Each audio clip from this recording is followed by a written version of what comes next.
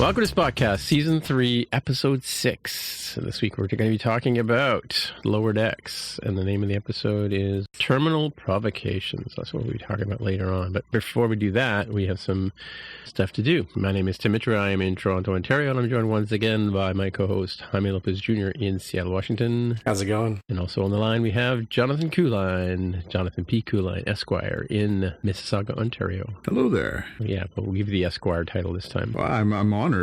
Since you are a man of, you have house and stables and dogs and children and I do like to keep my affairs in order here at the estate. So You stay at the Kuline Estate. Yes, that's true.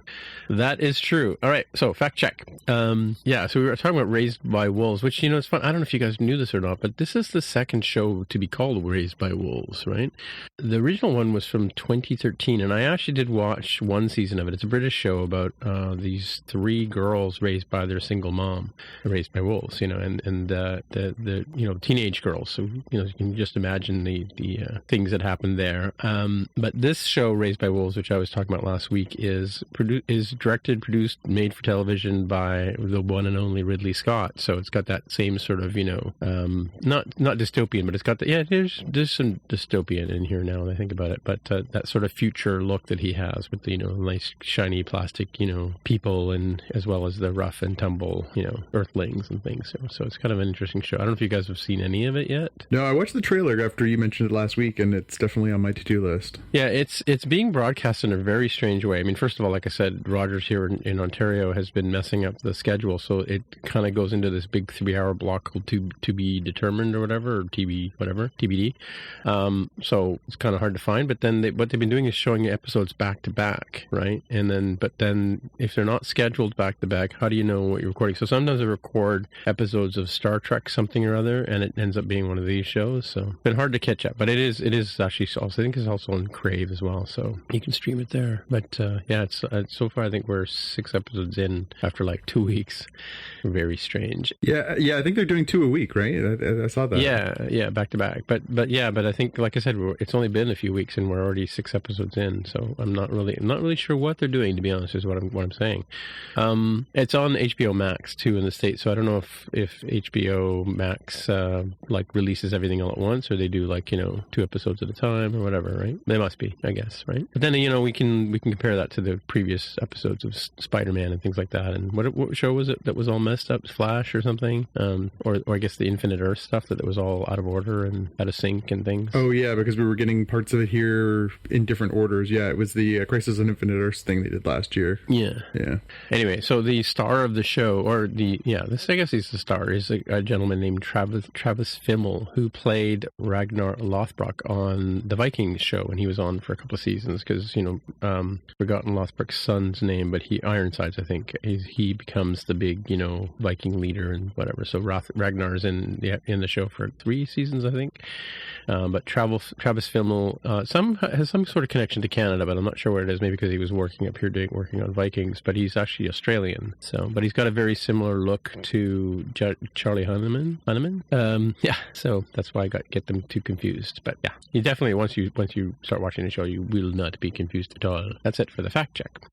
Yeah, so I took in some of the Star Trek Day, and I think I watched every panel, and then there's some sort of, I don't know if there's other videos or extracts, whatever, but anyway, you can lead us into this one, John, now that I've spoiled everything. Yeah, it was fun. So it was the 8th of September was the anniversary of the debut of Star Trek on television, 1966, so 54th anniversary, and to celebrate, we got a whole bunch of panels and information dropped on StarTrek.com. It was good. They reunited a bunch of the cast for Voyager, for Deep Space Nine. They got the cast for Lower Decks, Strange New Worlds, some of the cast from Disco, and they basically brought everybody together. Enterprise. They did an Enterprise reunion, and so they talked about big picture stuff on Star Trek. They talked about what does Star Trek mean.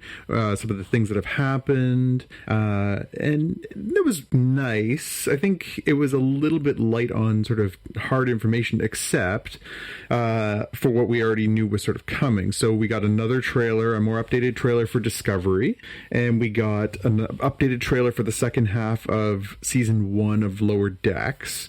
There's obviously nothing to see when it comes to Strange New Worlds because they haven't started shooting yet, but they did get the cast together and they talked about sort of how they found out and what it means and what they wanted to do, and so that was kind of fun.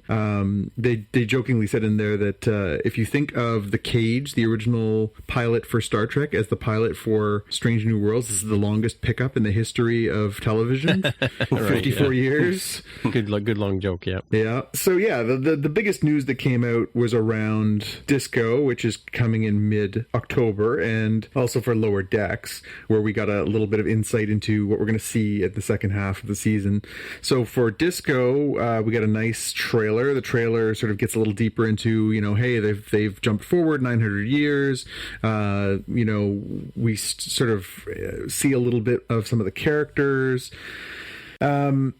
We got to look at, so you guys remember, of course, the short trek that they did where we had the one character who was stranded on an abandoned Enterprise Discovery, and he was, trying to figure it out, and he was, developing a friendship with the computer and stuff like that. That character looks like he's appearing again. David Ajala is playing Cleveland Booker on season 3. So he was one of the guests. And so he talked a little bit about, the character that he's playing. And they also referred to this sort of ominous thing that happened that basically wiped out the Federation, or drastically reduced at least what the Federation is. Something that Book calls the burn, when the galaxy, quote, took a hard left. So that is going to be an interesting discussion. I've opened that one to you guys too, if you have any sense of, want to put any guesswork to what the burn is. There was also a funny little profile they did where they introduced Book's pet cat, Grudge, who is a Maine Coon cat. They did a very funny little video where they showed how they get the cat to pay attention when they want to have the cat look into the camera, and they literally showed 2 people standing behind the camera with cat treats, shaking the bag. It's exactly as can of tuna, exactly as boring as you think it would be, to get a cat to pay attention on camera. But that was kind of funny, and so I mean, it looks pretty epic what they've got planned for Disco this season. Did you guys have a chance to see the trailer? I did. I missed the trailer. I saw a bunch of other stuff, I mean, if I could talk about that for a minute, one thing that took me by surprise was how to pronounce Nana Visitor's name. It's Nana. Yeah, Nana. I always thought it was. I can't even say it now. But that was interesting. And then we got to see it was Geordie LaForge's daughter was doing some of the interviews. Yeah, Mika Burton. And he popped on at one point during the conversation they were having with the Voyager crew, right? Or was it right? Yeah. Or was it Deep Space Nine? I can't remember. I think it was Deep Space Nine, and they sort of said you're on. I think he might have been on an episode, maybe him and Picard, right, kind of thing, because Worf was on that show as well, right? And, I don't remember Geordie showing up in that one off the top of my head, but but they did. I think maybe he directed or something like that.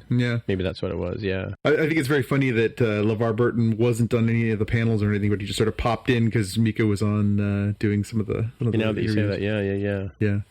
It was interesting, and also seeing our current show. Lower Decks, section where the showrunner, I forgot his name now, talked about some of the Easter eggs and some of the upcoming guests. Yeah, Mike McMahon, I think it is. Yeah, so in fact, one of the guests he mentioned, he dropped the name of, was in this episode today. But yeah. So he showed a trailer for the second half of the season that had a few different sort of appearances, and he mentioned that Jack McBrayer was going to show up at some point, and he may well be in a conversation we're going to have in about 15 minutes. And he also mentioned Kurtwood Smith, who, of course, famously played the Chancellor. Yeah. Well, he's the Federation Chancellor, right? In Star Trek VI, and he's going to be coming back in a different role. So that'll be good to hear his voice again. Of course, very famous Kurtwood Smith for That 70s Show and RoboCop. And many things, yeah. Yeah, RoboCop, yeah. But the biggest one that popped out of there was that they mentioned that Q was going to be making an appearance. And of course, they showed the little trailer trailer, and you see Q in his regalia from the pilot episode of TNG, flashing upon the bridge of the Cerritos. So I don't know about you guys, but I was like immediately just, oh my God, Q! And it'll be John Delancey too? And John Delancey is reprising his role. Now, apparently it's not going to be a long, it's not like he's the star of the episode or anything. It's more of a sort of I guess a joke or something that's sort of, him showing up. They dropped the Q today in the show, but he didn't show up. Yeah, they mentioned Q a few times in tonight's episode, but yeah, it'll be interesting to see how they roll him in there. But I'm excited that they're going into the bag of tricks and pulling out John Delancey. Yeah, for sure. Did anything else jump out at you guys for Star Trek Day stuff? I know, Jaime, you mentioned that it was really nice to see some familiar faces and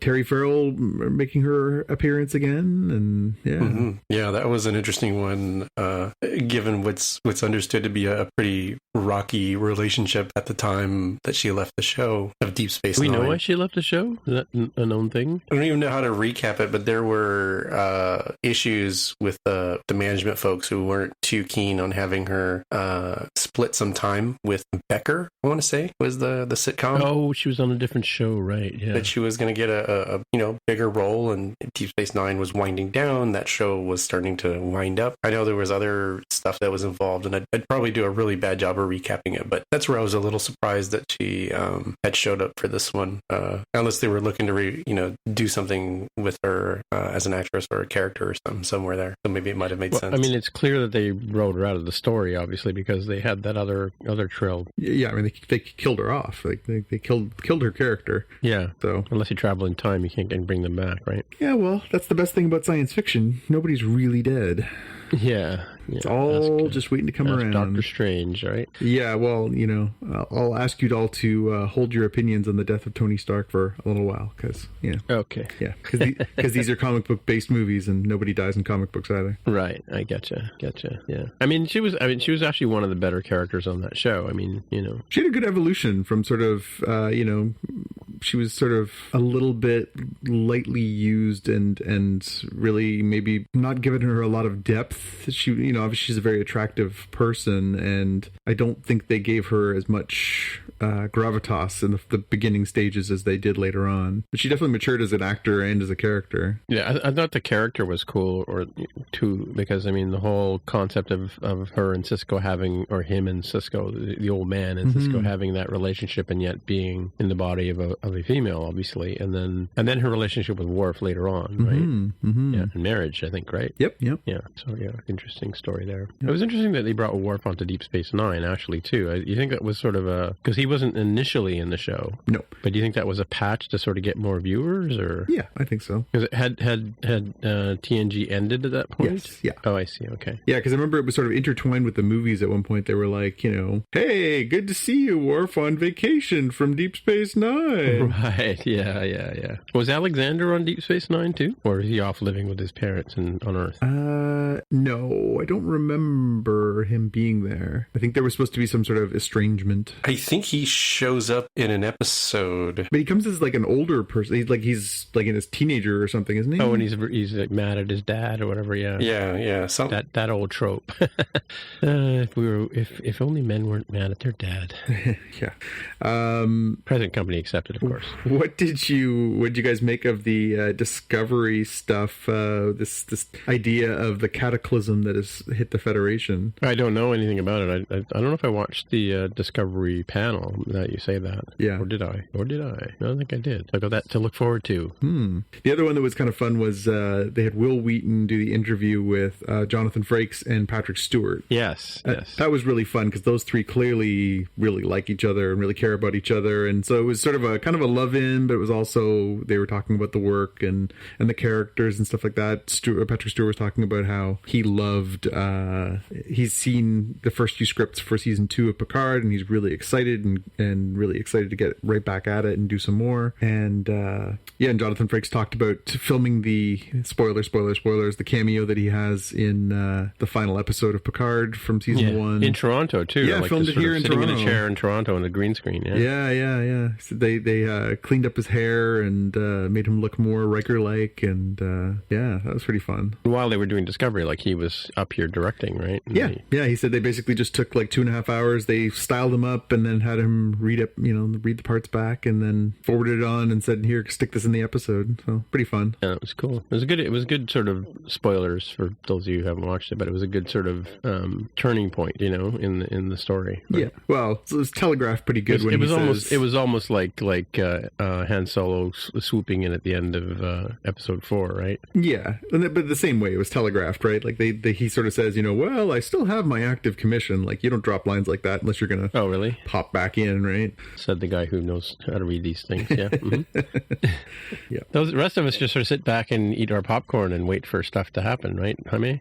Sometimes you do need the brain cleanser to just sort of like occur. I'm definitely a big fan of like popcorn type movies, and I think trailers and other fan type celebrations like this are pretty good for that too. It's good to see fun things, but it's definitely fan servicey, and just try to enjoy. Wait, you mean Darth Vader is Luke Skywalker's father? Wait, what? What? It's the first time hearing of it. Yeah. Mm-hmm. Yeah. Overall, it was interesting. It was an interesting idea for them to do it. We talked about in our previous episode that it was, sort of the idea of these direct marketing things. There obviously was a lot of Will Wheaton and Mika Burton staring into the camera saying, "You can get all the episodes on CBS All Access now, or if you're in Canada, you can watch it on Crave." Like, they were banging the drum very loudly for the promotion of watching episodes and subscribing to services and stuff like that.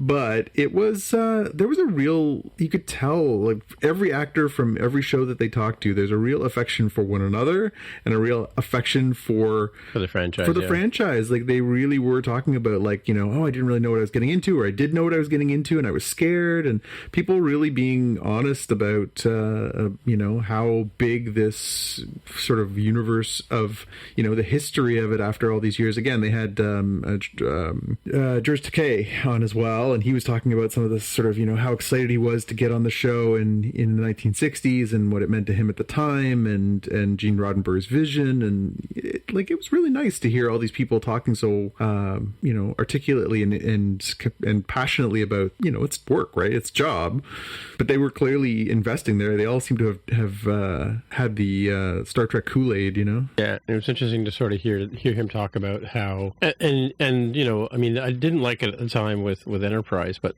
again, how the original series would mimic stories that were going on in society at the time, to the point where the interracial kiss was even banned in the southern states and things like that, and his his whole career having to have been in the closet for a long time, right, before he was able to come out, right? Yeah. And then talking about how they were given the opportunity to rewrite some of the plot lines where, like, in the Naked Time, one of his favorite episodes, he didn't, they wanted to do a samurai thing, and he just sort of said, well, this is like 200-300 years in the future, we're not going to be that stereotypical about, Japanese culture or Chinese culture, and have him do the swashbuckling thing, which is something he picked up from his own youth as, watching Errol Flynn, run around and stuff like that. So that was kind of why he has a foil and not a samurai sword, so. And I think that you're right. Like, I think his point was dead on, that it's nice that they didn't have to go to that trope. Like, honestly, if they'd done the samurai sword, I think we'd look back at it pretty differently too. We'd be like,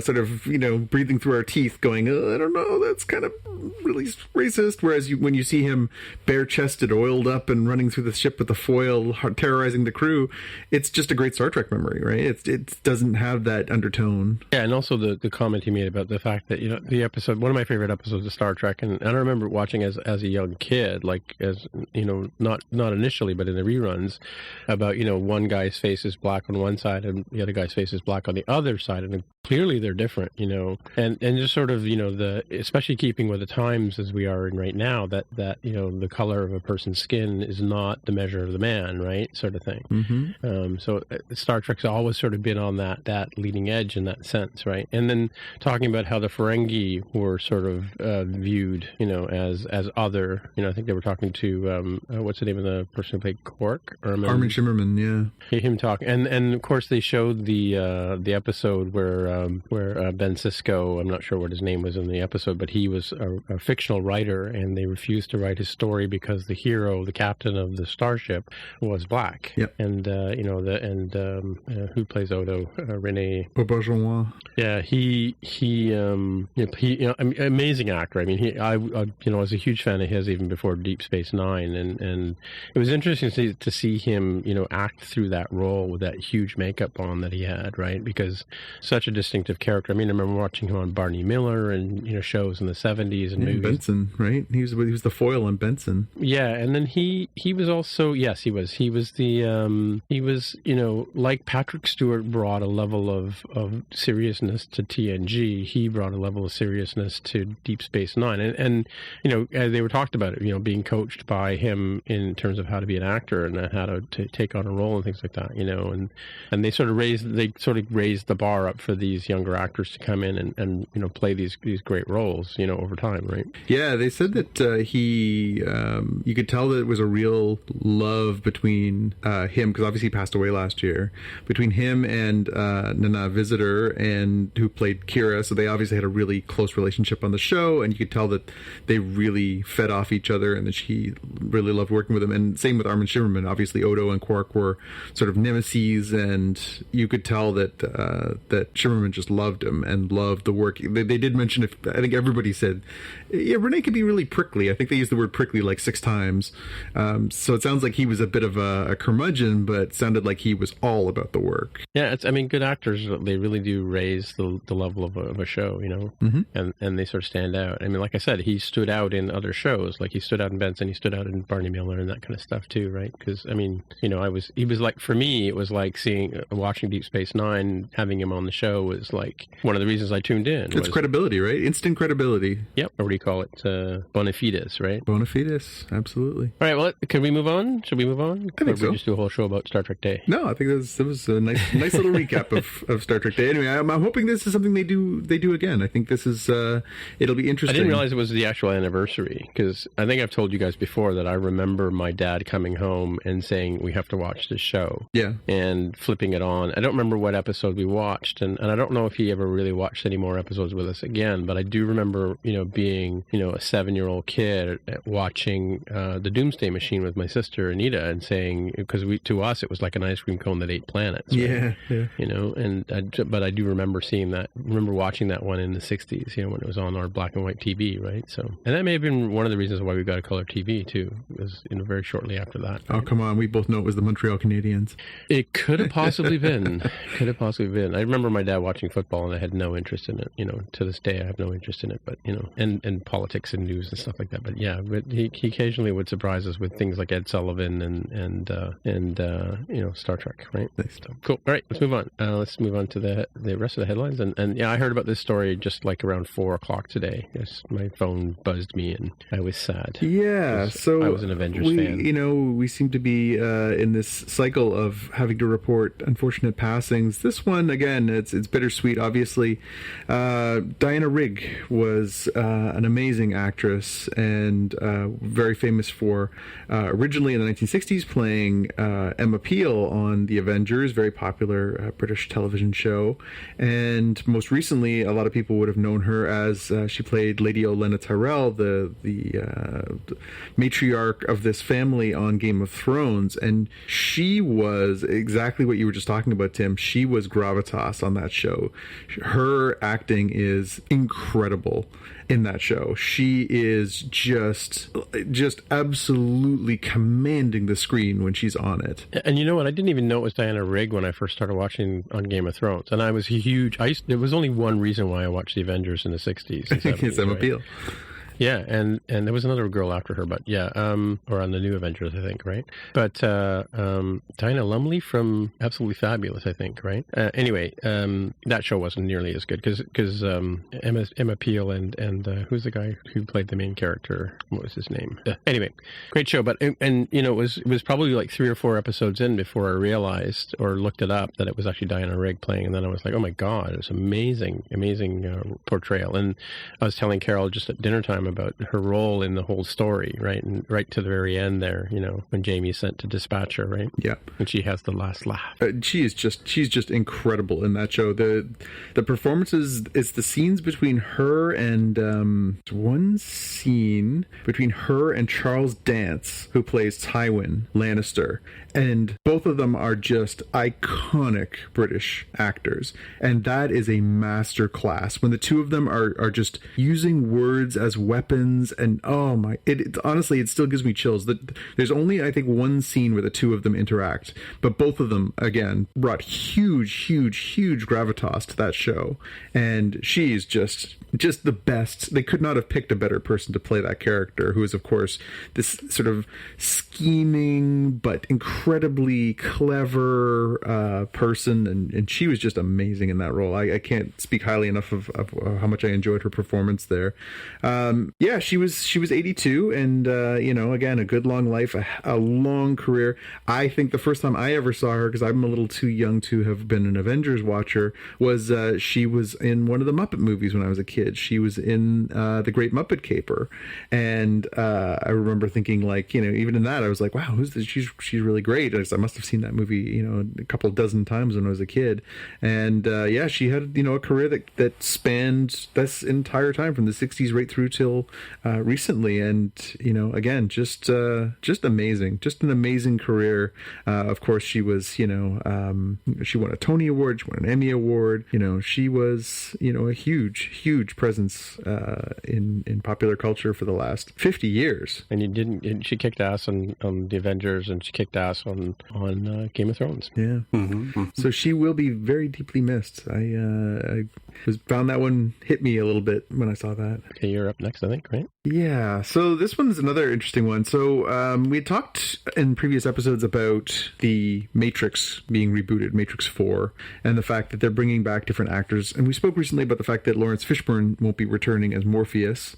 And one of the other actors who will not be returning to this franchise is Hugo Weaving. Hugo Weaving, of course, famously the bad guy in the Matrix trilogy. He plays Agent Smith, who's very serious. And he apparently, he had an interview with ComingSoon.net, and he spoke to them, and he said, basically I was lined up. I had been talking with Lena Wachowski. I was, really interested in being part of this. And then, as things were sort of getting closer, I was, had some conflicts, and we were trying to work out, just trying to fit my scenes in with some of the stage performance that I was going to be doing. And in the end, they basically just said, no, it's not worth it, and didn't continue with him.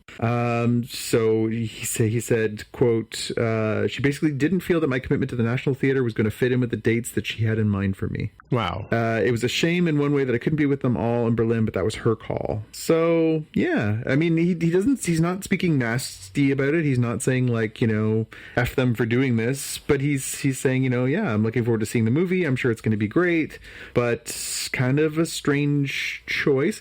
I can see why, if it depends on how they're approaching the film. If it's going to be a sequel, you could make the case that Agent Smith is no more, and so therefore not necessary. Although I think, if there was any way to have had him included, I think that would have been an interesting development for sure. What do you guys think of these ongoing tidbits about the Matrix reboot? Yeah, I don't know. I mean, it's sort of, I mean, what's the point of a reboot? Is it to, like, if they're going to bring back Neo and they're going to bring back Carrie-Anne Moss, then Trinity? They should bring back the other characters. But, I mean, like, how do you, skinify Jonas Fishburne? Because, I mean, like theoretically, these, I mean, they would obviously age in the real world, but they shouldn't necessarily age in the Matrix itself. I mean, that's the whole concept, right? And Agent Smith, to me, like, I think it's almost like all of the agents should look like Agent Smith. I mean, that's part of the whole, because they are just a program. They're just an instance of another, thing, right? So, I mean, I could argue object-oriented programming until the cows come home, and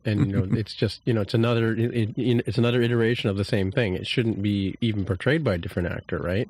So it kind of spoils it in a sense. Like where are you going with this? I mean, like, is this like Matrix 2.0? And if it is it like, the difference between iPhone 6 and iPhone 7? And, there's no more skeuomorphic. It's all flat and white, and, are we using materials to color all the buttons and stuff, Yeah, it's. I'm talking code. Jaime understands what I'm saying. He's snickering in the back there, I'm sure. But or is he? I don't know. I can't hear him. But it's kind of. I think they lose something if they don't bring back. If you like we just talked about this with the whole sort of surprise appearances. Make a franchise, right? Like even if you can't get the actor for an entire day, you get him in there for 2 hours or whatever, and you put a green screen around him and put him in a Star Trek uniform and brush his hair. Yeah, I don't know that they needed to force in things that don't need to be there. Again, if they've written a really compelling script that says, hey, it's actually better for our story if Agent Smith is gone, and we'll talk about that. I don't want them to be just sort of glossed over. I think that's the biggest thing. Like, if they don't mention Morpheus or Agent Smith's names, it'll seem conspicuous by its absence. Right. Even though it's okay to not have the actors in there. They had the problem with the Oracle, too, because she died halfway through the franchise. Yes, right? That's right. That's right. But, by the same token, though, it's like The Matrix is one of those movies like A New Hope that could have stood on its own. It could have just been The Matrix and done. Yep. As sequels go, they're not like Wrath of Khan great, No, you could make a case that perhaps they should have ended at one. Well, exactly. That's what I'm saying. Like even The Empire Strikes Back is arguably a better movie than most of the movies out there. But that was an amazing sequel to an amazing movie, right? So often they do sequels to movies, and you're thinking like, why would they even bother? Like it's so much like a cash grab. It's not funny. Well, that's the problem. That's the answer, right? The answer is always money. Yeah. J.K. Rowling is only going to have the 8 movies or whatever it is for the 7 stories or whatever that she made or they made for Harry Potter, and she's going on with other things, which is fine. I get that, right? That doesn't mean I don't want to see another Harry Potter movie. Harry Potter, plays golf with Ron on, at 60, kind of thing, but or whatever, but I mean, like as an example, I could just say 2 words, and you know exactly what I mean about what's wrong with sequels. Holiday special. Right? That was clearly just them like saying, oh my God, we got to get out another album, kind of thing, I think I'm in the same sort of vein as Jonathan. Like, it isn't strictly necessary, I think, to have Morpheus and Agent Smith come back. It's a little weird that they, at least for Agent Smith, were looking to write that character in, and then just because of scheduling, it didn't work out. I'm like, well, then you better have a really good idea, because otherwise you should just wait, right? And do it the right way. I mean, it's been, 15, 20 years now. What's another year? And I am kind of wondering... It's not like there's a worldwide pandemic or something going on that could prevent you from flying the guy in. I'm guessing the Hugo Weaving schedule on the theater performances opened wide up recently. Yeah, true. Yeah, that's a good guess. And so we'll see. I'm not gonna knock it before give it an honest air assessment. But it's certainly not sounding great at the moment. But maybe we'll feel differently when they come out with the trailer and we're oohing and awing over that. So we'll see. We'll see. Time will tell. Yeah. What do you think, John? Yeah, I think it's going to be fine. I think if you were in for the movie, if you were a big enough Matrix fan to have, for lack of a better term, stomached the second and third of the franchise, chances are you're going to be in for 4 no matter what. So you might be disappointed you're not going to get those 2 characters, but I think you were going to be in either way. I don't think their lack of being there, if they decided they were going to go forward and tell the whole story without Keanu Reeves, I think that would be weird. Although, again, you can make a case they could have just started from a different point and said, yeah, that happened before. This is now what's happening. You could do a real next generation-y kind of thing. Well, they did say that in the third movie. They said, when Neo finally meets the architect, he sort of says, you're just another iteration of the same guy. Like, this has happened before. Yeah. Right? So, I mean, you could... At which point, there's no reason to make any more movies, Well, that's it. I mean, you could make the case that, well, I mean, the whole metaphor there is that he's breaking the cycle, right? But right, I guess, yeah. I guess the thing is, you could say, well, yeah, we don't need to make another, something else that continues the story after what happened. You could go a completely different direction, or you could, again, you could focus on the children or the great-grandchildren or the next generation of Zion or whatever. There's always a way to come at it. But that being said, I'm glad that Carrie-Anne Moss and Keanu Reeves are going to be there and, leading this. And I'm glad, obviously, that Lana Wachowski is working on it. But yeah, I'm not going to not see it because there's no Agent Smith and no Morpheus. Yeah. But I think about things like Pandora's Box, and this is where sequels come in and spoilers come in and things like that. Like once the box is open, you can't put the stuff back in and retell the story, right? Once it's been revealed, right? Well, that was the best part of The Matrix, frankly, was the marketing campaign around the first one. It was one of the first movies to leverage the internet. It was one of the first ones to leverage, the sort of the mystery, the mystery box premise of the movie was, what is The Matrix, right? What is The Matrix was the big buzz around that time.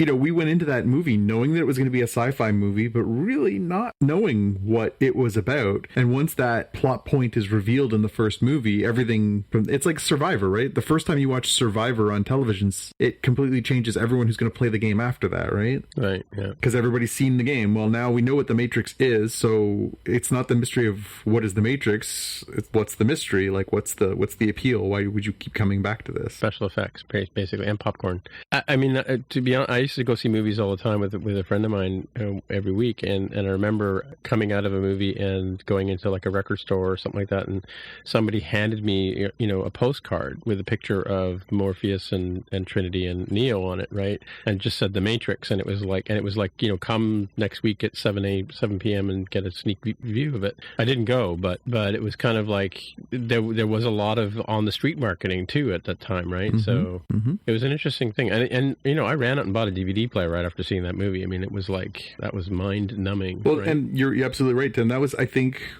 it gets lost in the annals of history, but that was one of those things that was a game changer. Everybody went out and bought either a PlayStation or a DVD player because they wanted to watch The Matrix on DVD. Like, that was one of the biggest influences for people moving to that generation of technology was, this movie's amazing. I want to see this movie at home. Yeah. And that quality. And you needed a subwoofer for the very end there. So yeah. Whoosh.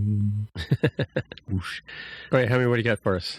Speaking of trailers to go ooh and ah over, we've got the second trailer for No Time to Die, the latest entry in the James Bond franchise, which, as of this recording, is coming to theaters in November. So we'll see.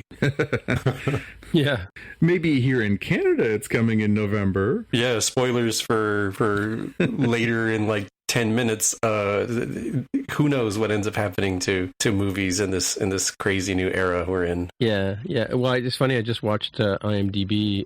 I watched a whole bunch of like popular trailers, and this one popped up as one of the ones that I watched. And what was interesting was it was also a Tenet trailer, and the caption at the end of the thing, where you get the screen where it shows all the names of people who are in it. It said where movies are being shown in theaters, sort of something like that, right? Like where possible, your mileage may vary kind of statement, Yeah, trailer looks great though. Jaime, what did you think of the latest trailer? It looks good. Definitely no complaints there. It's got me excited to watch another entry in the series. Again, we'll see what ends up happening with the actual premiere. Maybe it'll be like on Disney Plus or something.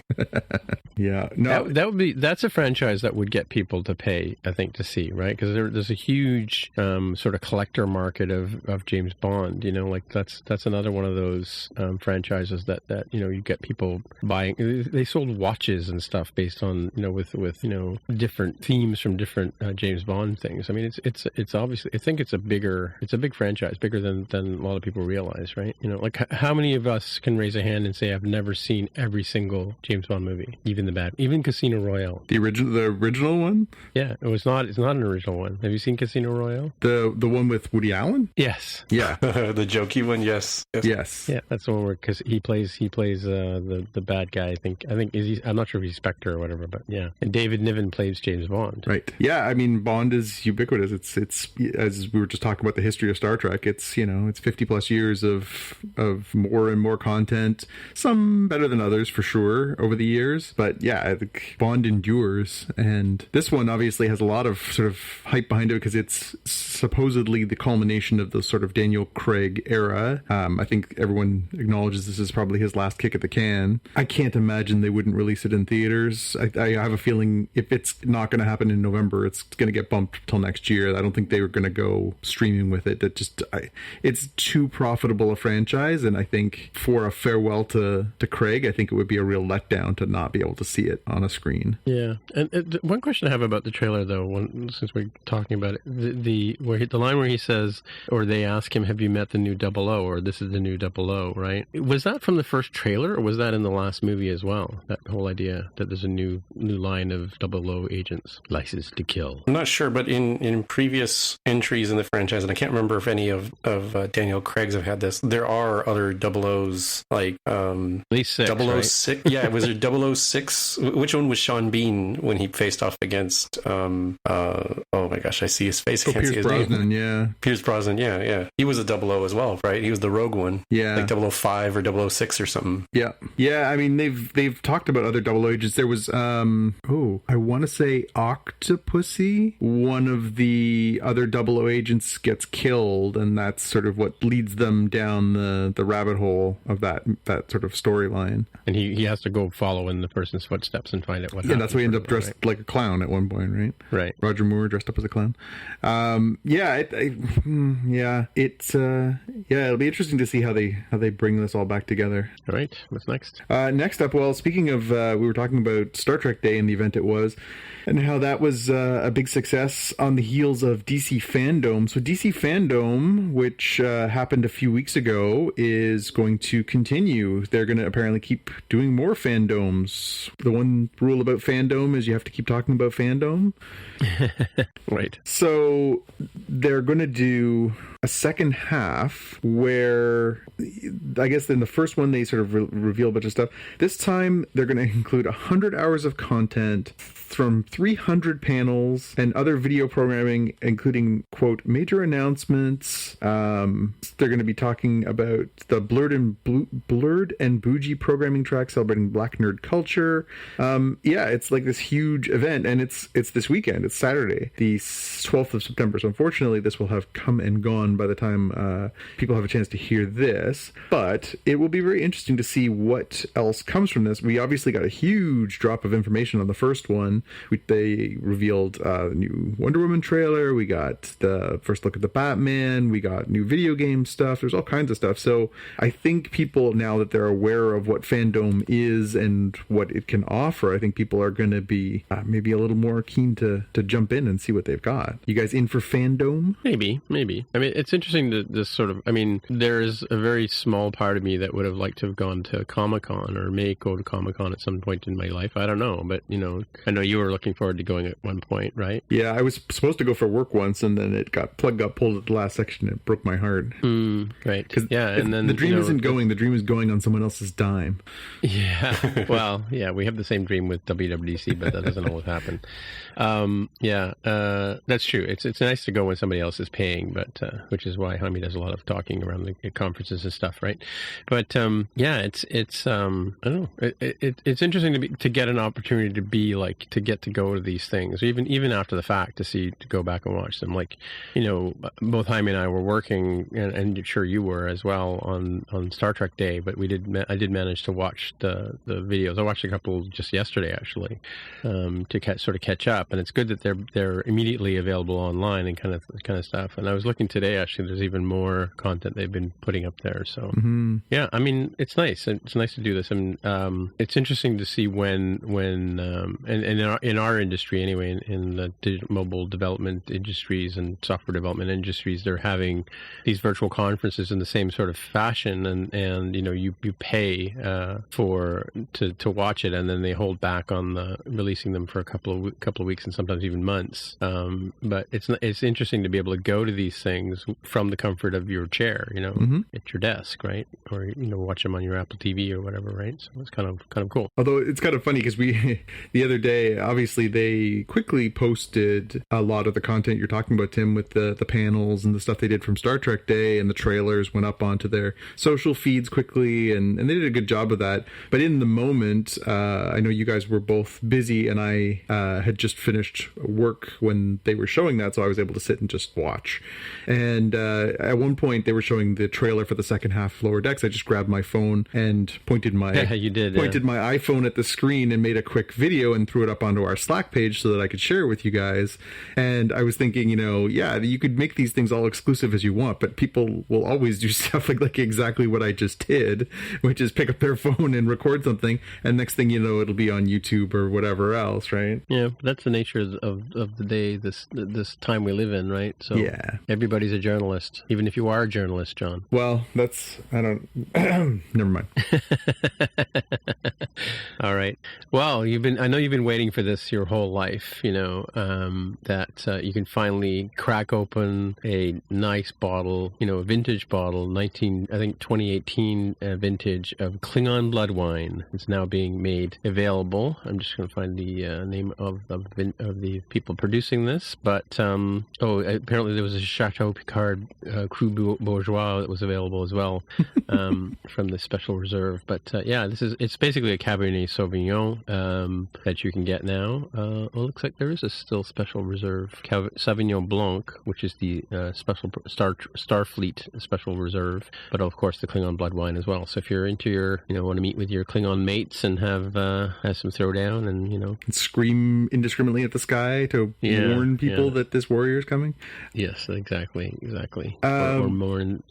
My question about it is, what makes it blood wine other than it's red? Oh wait, it'll ship September 17th, the Klingon Day of Honor. Ooh, there you go. See, blood wine bottles. Easter eggs for the fans. Blood wine bottles also feature 4 separate unique corks with Klingon proverbs. So pre-sale now, and off you go. Yes, and you can get the United Federations of Planets Sauvignon Blanc Special Reserve too. Yeah, you can toast the honored dead of Stovokor,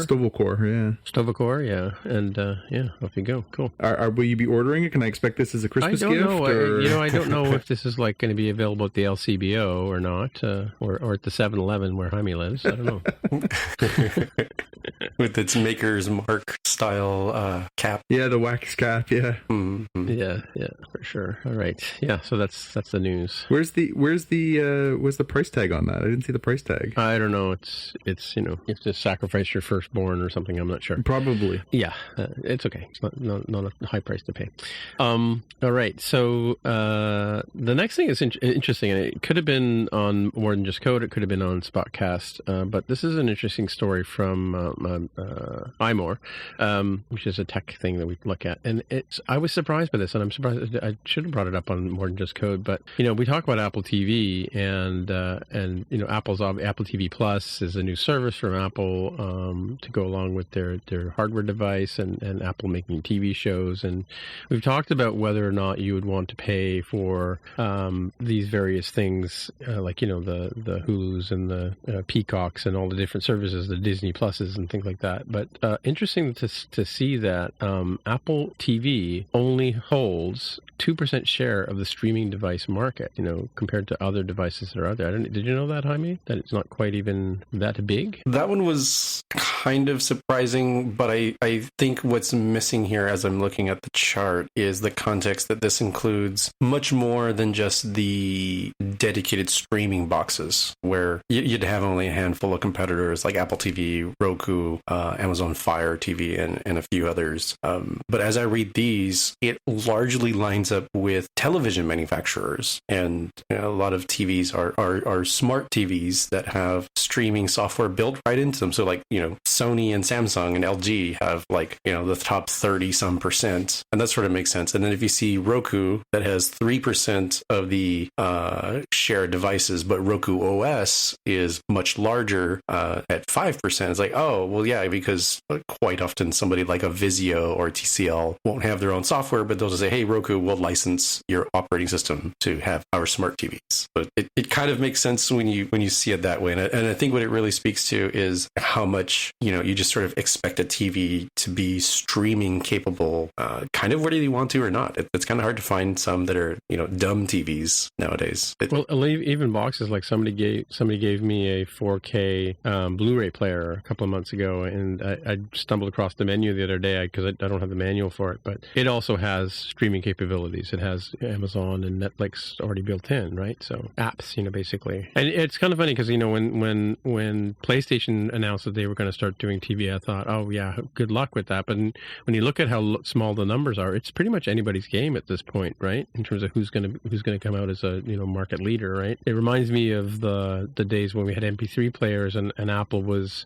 had the iPod, and it was sort of the premium device, and then and it was like $200-300 and out of most people's budgets, right? And they started going after things with what did they have, those nanos, and what were the iPod things that had no screens on them, to go after the MP3 player market, right? So it's sort of the same sort of model here, I think, in terms of how people are consuming streaming television, right? Like Apple TV Plus is only on Apple TV, right? It is, but Apple TV is now available as an app on, we have a 2017 4K TV and we have a 2018 4K TV. On the 17, I can't get the app, but on the 18, I can. So I don't need an Apple TV to watch Apple TV or Apple TV Plus. I can just watch it on my TV. Okay, so yeah, I think they rolled out on Samsung or something like that last year. Yeah, it's on Samsung. Yeah. Mm-hmm. And so, that's great. Like I can watch anything that I have on my iTunes library or you can access all your music and stuff like that too. I can access my music. I can access all of my TV shows and movies that I own. I can watch anything, and it all streams. Can you play apps on there? There are apps, but it's only a limited number of apps, and it actually doesn't. It doesn't use. So there are built-in apps on the smart TV, but there are no specifically Apple apps. But I mean, like you can't download an Apple TV app. For that, you need to have an actual Apple TV box. You do or you don't? You do. Yeah, when you're getting, because the app, the thing itself is an app, right? The one that you get on your Samsung TV is an app. Yes, right. Yeah. So it's not. There's no memory to it. There's no other capacity for doing anything else. So, gotcha. Yeah. Well, yeah. I mean, it's smart of Apple to do that, and I think I've talked about this before with the reason why the iPod took off and the reason why iTunes took off was when they brought it over to Windows as an app that you could use, right? Mm-hmm. And that's sort of opened the door for the iPod, and eventually would lead to the success of the iPhone, right? Because the majority of people in the world, I hate to say it, are Windows users, right? So and there's if you can't beat them, join them, right? I think it's a smart move. But I was surprised by the low number, because I kind of would have figured. I kind of wonder now. We know Netflix is sort of the cock of the walk when it comes to streaming shows, but I mean, like Prime is out there as a contender, and now we have Disney Plus and Apple. I would have thought Apple TV, but who knows? What do you think about which part? I guess I got confused if it was on the service side or the streaming television services. Like, where do you think where do you think we are in terms of, like, Netflix is obviously the leader in streaming television shows, right, or content? Where do you think the other players fit? I mean, do you think Disney's got a good leg up, or getting? I mean, because of the library they have. Or I think it's still kind of too early to tell. It's still so easy to spin up a new service that you do see them come out there, and I think and actually they probably are doing better as an ecosystem right now in the pandemic, where there aren't movie theaters and etc. you can go out to. So sure, Quibi, why not? I'll watch these things 10 minutes at a time. Why not? I've got nothing else to do. Once things get a little bit back to normal and some of these business cases stop making sense, I think we'll see consolidation. Just because of the power that Disney has, I just kind of expect them to be one of the survivors hanging around. And Amazon, very similarly. Apple TV, as long as Apple doesn't lose interest in it. I think there'll be others. HBO, I think, is doing pretty well. But I think you'll see things like we saw with the DC Universe stuff, where, all right, it doesn't make sense independently. Let's fold it in as part of the HBO Max offering. Yeah, I think anyone that's led by a deep-pocketed organization is going to obviously have a leg up. You'd think that obviously it hasn't really made a mark on the zeitgeist, Apple TV Plus, but they've got so much time and so much money. Like, they could do whatever they want. So I don't see why it would go away unless somebody higher up there decides they don't want it anymore. Like, there's so much. The same with Disney Plus. I mean, obviously Disney Plus was a very calculated move. They saw the model, they acquired the Fox assets, like they really put some thought into how they were going to do it. That to me makes sense. But I also think, Apple's got more money than Disney. Like, if they want, they could buy Netflix and call it Apple TV Plus Netflix. Like, that is the type of game-changing move I think we talked about it on the previous shows, like we've kind of waited for something like that to happen.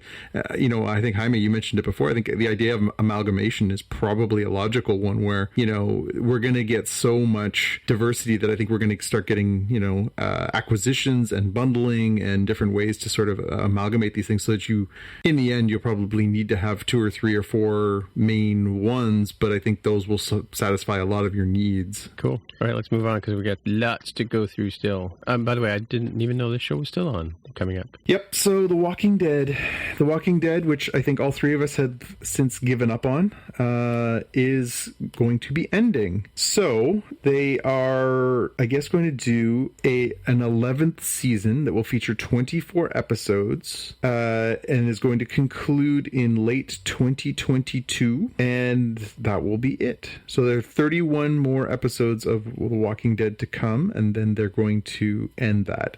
Now, that being said, doesn't mean they're going to end Fear the Walking Dead. There is already this new series that's coming called World Beyond, which we talked about on previous episodes.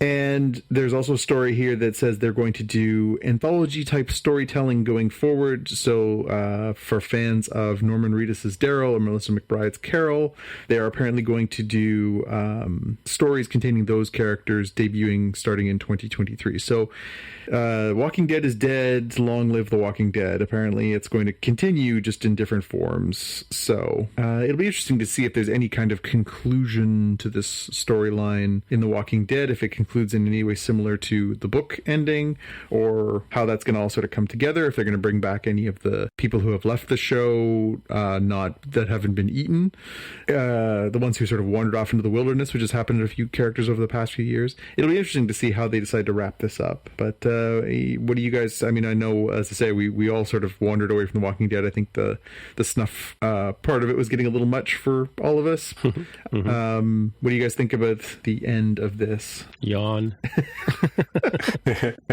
It's kind of weird because it's, this one's ending, but they have all these other spin-offs. So it's kind of like it's not ending in a way. Mm-hmm. Just shifting to different characters is what it feels like. It's funny because I just watched a bunch of trailers before, and 2 of the movies were Asian, and I think they're both on Netflix if I'm not mistaken. One's called Peninsula and the other one's called Alive, and they're basically just zombie movies. It's like, oh, look, a zombie apocalypse, and it's almost like Shaun of the Dead and 28 Days, just told again and again and again.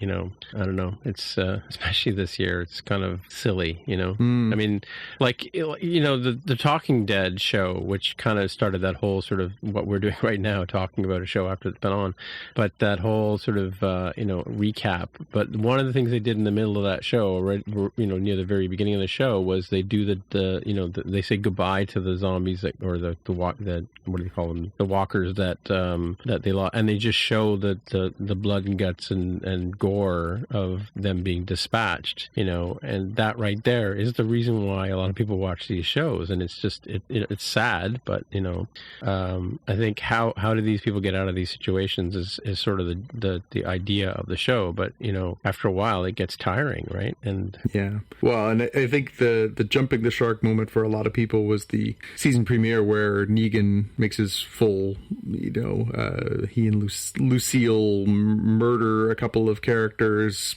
pretty brutally.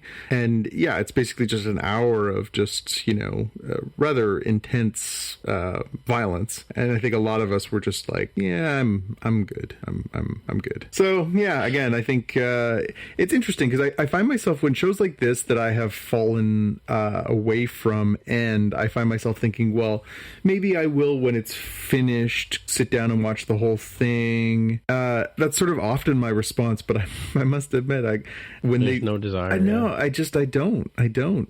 I'm not a huge horror movie fan. I'm not a huge horror TV show fan. I'm not a horror fan really overall. I've certainly seen lots of it over the years. I just don't find it to be a very satisfying genre for my tastes.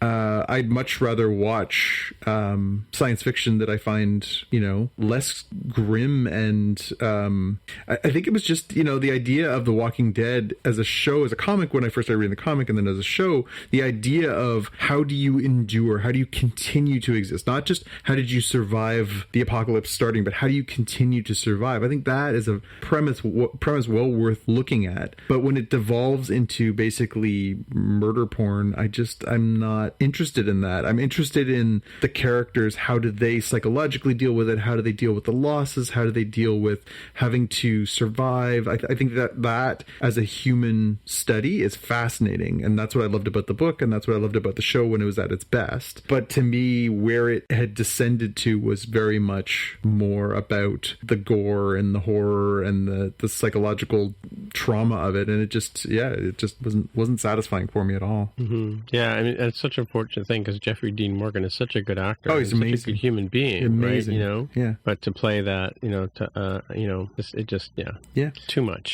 much, especially too much. We'll leave it at that. The other side of this is another show ending, and this one not necessarily of its own volition. The Venture Brothers, an amazing cartoon series, one of my very favorite cartoon series, has been canceled by Adult Swim. So this one's a weird one because it sounds like there's sort of different people telling different sides of the story. Jackson Public, who is the show creator's real name is Chris McCullough, went on Twitter earlier this week and said, unfortunately it's true, Venture Brothers has been canceled. We're disappointed. We think season 8 would have been great, but it's over with. But then there was a sort of back and forth going on social media and then through some different releases. It sounds like Adult Swim said that yes, it was canceled, but that they actually did want more Venture Brothers and they're trying to find a different way to do it. And so it seems like it might be one of those, it's dead, but it's not dead. I don't know if you guys have had a chance to watch Venture Brothers. It's on Hulu in the States. Here it shows on Cartoon Channel or Comedy Central. I can't remember which one it is here in Canada. We'll fact check that for next week. But I have all the Blu-rays and stuff over the years. It's a weird series. It's been around for almost 20 years. Right. But they've only done 7 seasons. And oh, really? Yeah. So what's the gist of this? Is it two brothers? Is it literally? It's basically Johnny Quest. It's Johnny Quest. Exactly. It's basically taking the piss out of Johnny Quest. And that's kind of how it started. It sort of started as this sort of in the same ilk as the Harvey Birdman or some of the other shows they were doing at the time, C-Lab. It sort of was mocking the genre, and then it sort of evolved into its own thing. And it's at times it is absolute satirical genius. It is so funny and smart and dark and hilarious. It's such a. I think the fact that they did do only 7 seasons in 20 years, I think they were really, really methodical about it. They really thought about what they wanted to do and the stories they wanted to tell and the characters and development and stuff like that. It was just really, really good cartoon making. And if this is the end, it's a disappointing end because I think it needs some conclusion. There's something has to give there. But I'm disappointed that this is the end. I can tell. I can hear it in your voice. All right. Speaking of trailers I saw today, I saw this one too. What do we got for us? Yes, we got our first trailer for Dune, the Denis Villeneuve version of Dune. And I think we're all fans. I think he is well regarded now as one of the most visionary filmmakers that we have. He obviously most recently worked on the reboot of Blade Runner, which, while I don't know that it was the best story I've ever seen, it was incredibly visually engaging. It was really, really gorgeous and interesting to look at and to sort of soak in. So having a little bit of the structure around, obviously, a story like Frank Herbert's Dune, and knowing that Villeneuve is so passionate about wanting to reboot this and do it a little more true to the Herbert storyline is exciting. And then when you see this first trailer, it looks pretty bang on, and also just grand and epic in a way that I think that franchises maybe do. What did you guys make of this? Well, obviously, I'm still jaded or still scarred from the original Dune movie,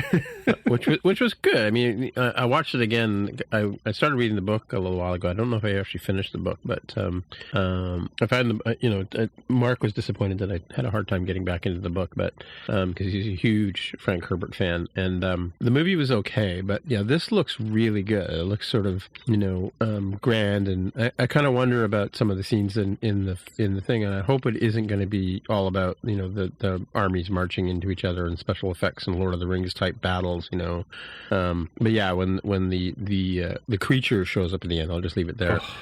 That's done really well. I mean, such an important character in the story, right? So yeah, and the scope of it, like, it just looks big. Like, it just looks grand on a scale that, again, that movie, whether you like it or not, was done in the mid 80s, and there are certainly things to like about it. Yeah. But when you fast forward 40 years and can tell that story, or 35 years, and can tell that story with all of the kinds of effects that we can do now and the kinds of ways to tell that story, like, it does seem like it's a more true vision. Like, it is bigger in scope and scale. Jaime, are you a Dune fan? I haven't read the books. I am familiar with the movie from the 80s, which is, definitely of its time. And I think I haven't seen it in decades, so it's probably got to be watched with adult eyes. I'm familiar enough with the vague plot.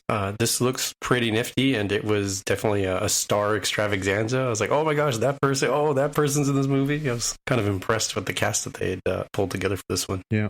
So the good news is we get this trailer, and the trailer was amazing, and I think, it was definitely tantalizing. But then we get a story from Deadline the same day that says, hey, I hope you're enjoying all these movie trailers, because things are going to change.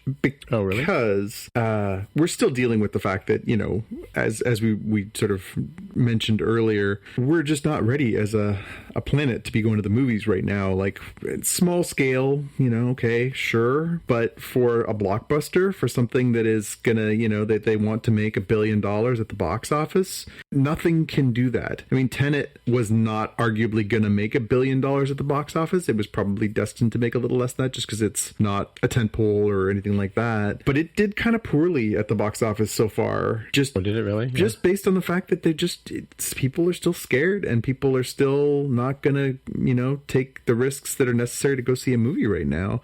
So it was not surprising that Deadline had this exclusive story that says that with, cities like New York, Los Angeles, San Francisco, major markets that are just not anywhere close to opening their theaters, that Warner Brothers is looking at moving Dune out of what is its slot in December, and now they're looking at Wonder Woman possibly moving again as well. And that's supposed to be out in only about 3 weeks. It's supposed to be out. I can't imagine how they can put that out in 3 weeks. No, yeah. Here in Canada, I don't think, to me, it just seems like financial suicide. Like, why would you do that to a franchise when you obviously you've obviously marketed it, you've got the trailers out, people are hungry for content. Again, maybe it's a premiere thing that you do on HBO Max or something else, but I just don't see how you're going to make the kind of money you want to make or do what you want to do with not being able to get it into the theaters properly, especially in the United States and China. Like, it just doesn't make any sense. So anyway, the story says that they're probably gonna have to bump both of these to next year. There was talk that they were gonna bump Wonder Woman back into November or December, but then that would put it in conflict in the box office with Black Widow, which is Marvel's big female-led franchise, which may or may not be coming out. Which they're now saying that one may also get bumped for the same logical reasons. It doesn't make sense to have those things in the theater if people can't go or won't go. Well, it's interesting. I was looking at, just for science, I was looking at the seating plan or the seating arrangement for some of the movies on the weekend, like Tenet, right? And I looked at the IMAX downtown, one of them, and they kind of got the theater broken down into like like you said, every 2 seats and then a gap and then every 2 seats, and one theater I looked at was sold out for all intents and purposes. Not every seat was sold, but it was like a single person sitting in a seat that's designed for 2. Like I'm sure, again, Jaime and I are both developers. I'm sure they could come up with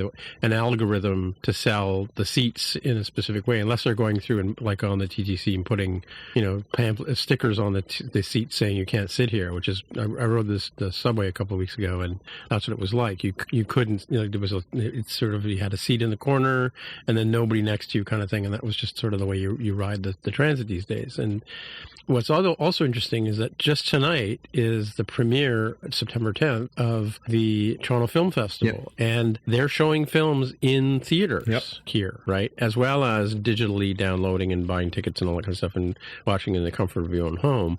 But I'm curious, and they're going to do like a virtual, they normally do like sessions where they talk to the actors and directors and stuff after the shows. They're doing those, and you buy tickets for those, but they're doing those online too. Like there's a Halle Berry one either today or tomorrow and things like that. But it's going to be interesting to see. Like we'll have to report back next week on how successful TIFF is, right? As well, right? Because I think it's one of the few film festivals that's trying to go ahead. Partly online and partly with people in seats. And I kind of wonder. I mean, they're doing a drive-in thing where you can drive up in your car and you're in this in your own environment. And like some of our places, I don't know if they're doing that in the States anywhere, Jaime, but some of our larger parking lots are doing sort of ad hoc drive-throughs, right? Or drive-ins, I should say, where you can sit and watch the movie in the comfort of your car, but bring your own popcorn kind of thing, right? But I can't imagine going to the movie and not having a hot dog and a Coke and a bag of popcorn, right? So with my mask on, I mean, and the sad, like the thing about the single seats being sold is, I'm sure that's people like me. Like sometimes I go to a movie by myself just because I want to see the movie, and you hate Tom Cruise, so I have to go by myself. But the people are going to go to see these films, but the problem is the way that things are set up. It's a waste because now a person is stealing away other seats from other people, right? Who might or might not have gone to see that show, right? Yeah. But I can't imagine how they're making any money doing this unless they're charging $30 a ticket or something, right? Well, and that's it. So I highly recommend, if people have the time, to read this Deadline story, because it not only talks about, obviously, the lead, the hook is that they're talking about bumping these things, but it really does sort of dive into where things are right now and how things may need to move, and all these different productions that are scheduled and movies that are supposed to be coming out, and how things are performed. They mentioned that Tenet, so some big markets in the United States opened Tenet last weekend, and it made $20 million over 11 days. It cost $200 million plus to make. Like these movies will be lucky to make back their cost plus their marketing budget. It just again, okay, so maybe you take a gamble on a movie like Tenet because it is a little more niche. It's not necessarily the thing, but why would you waste a $1 billion potential earner in Wonder Woman or Dune or James Bond or Black Widow? Why would you waste those when you could make $1 billion? Why would you put them out now and make even 100, 200, 300? Well, it'll be interesting to see how Mulan does, because, I mean, notwithstanding the story that's coming later, but it'll be interesting to see how Mulan does as something that you pay to see at home now, as opposed to waiting, months and months, right? Yeah, and we talked about it again, like those movies I just listed, if they did something similar to that, whatever platform they wanted to put them out, if they were like, listen, Black Widow is now a Disney Plus exclusive, you pay $35 in Canada or $30 in the United States, and you can watch it as many times as you want for 3 months, and or even extend it. And we'll send you a packet of old Rickenbackers, yeah, exactly. And you can watch in the comfort of your own home. Would you pay the $30? I can make a case for it. Yeah, especially when you've got a house full of people that would watch it too, right? Well, but that's where Disney gets killed, right? Like, the idea is you got the movie. It's like, okay, so great, you pay the $30 and you get to watch your movie, but then you invite over a couple people, have a little social distanced Black Widow watch party, and what could have been, bringing in, $200 at the movie theater is going to end up costing $30. And you won't decide, hey, I really enjoyed that, I'm going to watch it again. It costs nothing on that $30. It's the business model right now just doesn't make sense. The common sense, it absolutely makes. I would much rather, as much as I love going to movies, and all three of us are big movie buffs. We love going to the movies. We love the experience of it. I'd be much happier not going to the movies right now, but still seeing new material. Do I want to watch Wonder Woman or Black Widow or James Bond or Tenet or any of these, Dune on my TV screen first? No, I do not. But I really don't know what the options are other than putting them in the bank and holding on to them until there's a safe solution. And that could be years. Like, we have to be realistic. Like, would you be okay with them saying, listen, we're not going to put this material out. We highly recommend we watch Disney Plus. We'll keep putting out content as best we can.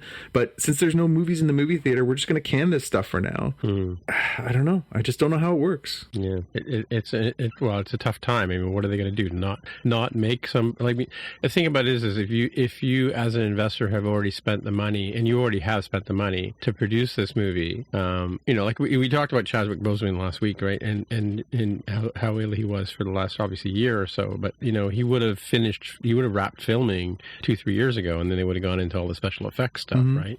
And that's how it works these days. The actors do their bit, and then months and months and months, even sometimes even years later, the movie actually comes out. So for a producer or an investor who's put the money into a movie, that's a big investment. They had no idea what was going to happen in 2020 when they made the original idea. It could have been 5 years in the making, kind of thing, right?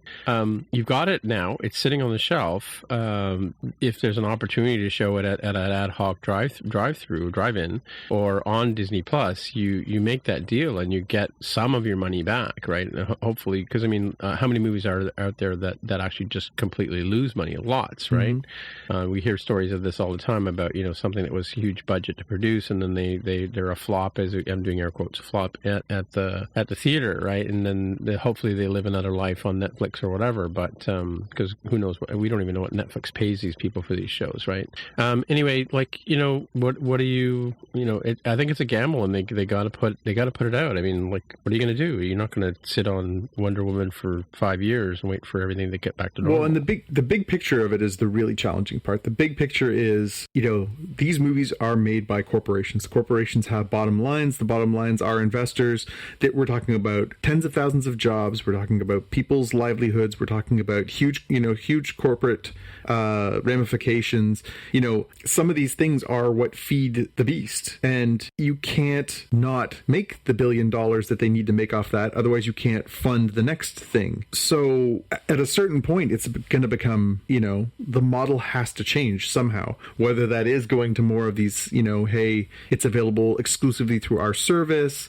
But I mean, if Disney right now, Disney's apparently having a bit of a tough time right now because they are, they had to close all of their amusement parks for a long time. Right. They're a very diversified organization, but they also have a lot of things that are losing a lot of money. There are companies. I'm sure they're glad they started Disney Plus, though, considering. I'm sure they are, and I'm sure they're doing quite well by that. But at the same time, it doesn't even come close to the money that they would make across doing a lot of the other things that they would do.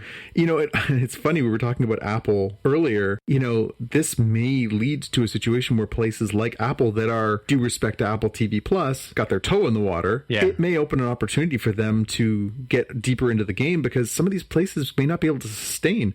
If you can't produce big budget, high production value things during this pandemic, which could, again, as we talked about, could last for a long time, some of those places are going to put themselves up for sale, or they're going to, you're going to have to change their model. And so, somebody who's got deep pockets like Apple could just be sitting there waiting for the first domino to fall, right? I mean, there's stories all every day about some big institution that's shutting its doors, right? Whether it's a restaurant or a bar or some companies, entire companies are closing up shop because they just can't sustain, right? They were retail empires, and now there's no retail, and they're you hear about it all the time. So I wouldn't be surprised if there's a lot of fallout from this stuff. I don't think we're anywhere near the end of this story. But yeah, I mean this Deadline story mentions, just as a little very little drop in this story, they mention, and amidst all these moves, that there's loose talk out there that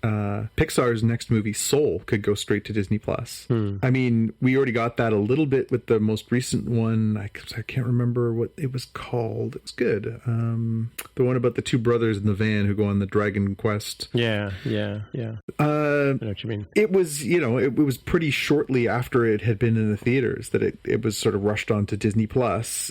Frozen 2, same thing. Like, there's a lot of stuff that just sort of got like quickly moved from one of the, like, Jaime, I think you talked about that last week, right? Things normally would be a 4-month turnaround, where between when it starts in the theater and when it shows up on a streaming platform. Now maybe it's, instead of being 3 months, it's 3 weeks or whatever it is. But I just don't see how they can leave that much money on the table. Like, to me, it just seems like suicide. Well, the money's spent. It's already spent. Sure it is, but the money that's been spent is also the money that, as I said, that subsidizes the next thing. They take the money that comes out of making Black Widow, it makes $1 million or $1 billion, and they put that towards making the next one. The moral of 2020 is this is going to be why we can't have nice things. Yeah. Like, that's just going to be the fallout, right? So yeah. But then, maybe this is the era where television really does kill the cinema experience. Maybe people just have to accept that your best plan for the next few years is to buy a really nice home theater, and the best content you're going to get, or the bulk of the content you're going to get in the short term, is going to be through paying for premium watching experiences at home. Yep. Anyway, so this last one here, I didn't put it on the show notes for those of you transporting at home, but because I thought it'd be a big surprise. We talked about this before, this particular person, but Ryan Reynolds has come out with a new Mint ad. I don't know if it came out today. Mint is a service in the States, which Honey can probably fill us in on, but Rick Moranis was brought back from retirement. I think he retired in the 90s, and I think you've mentioned that before, John, that yeah, he wouldn't come back for the SCTV reunions. He wouldn't come back for the Ghostbusters stuff.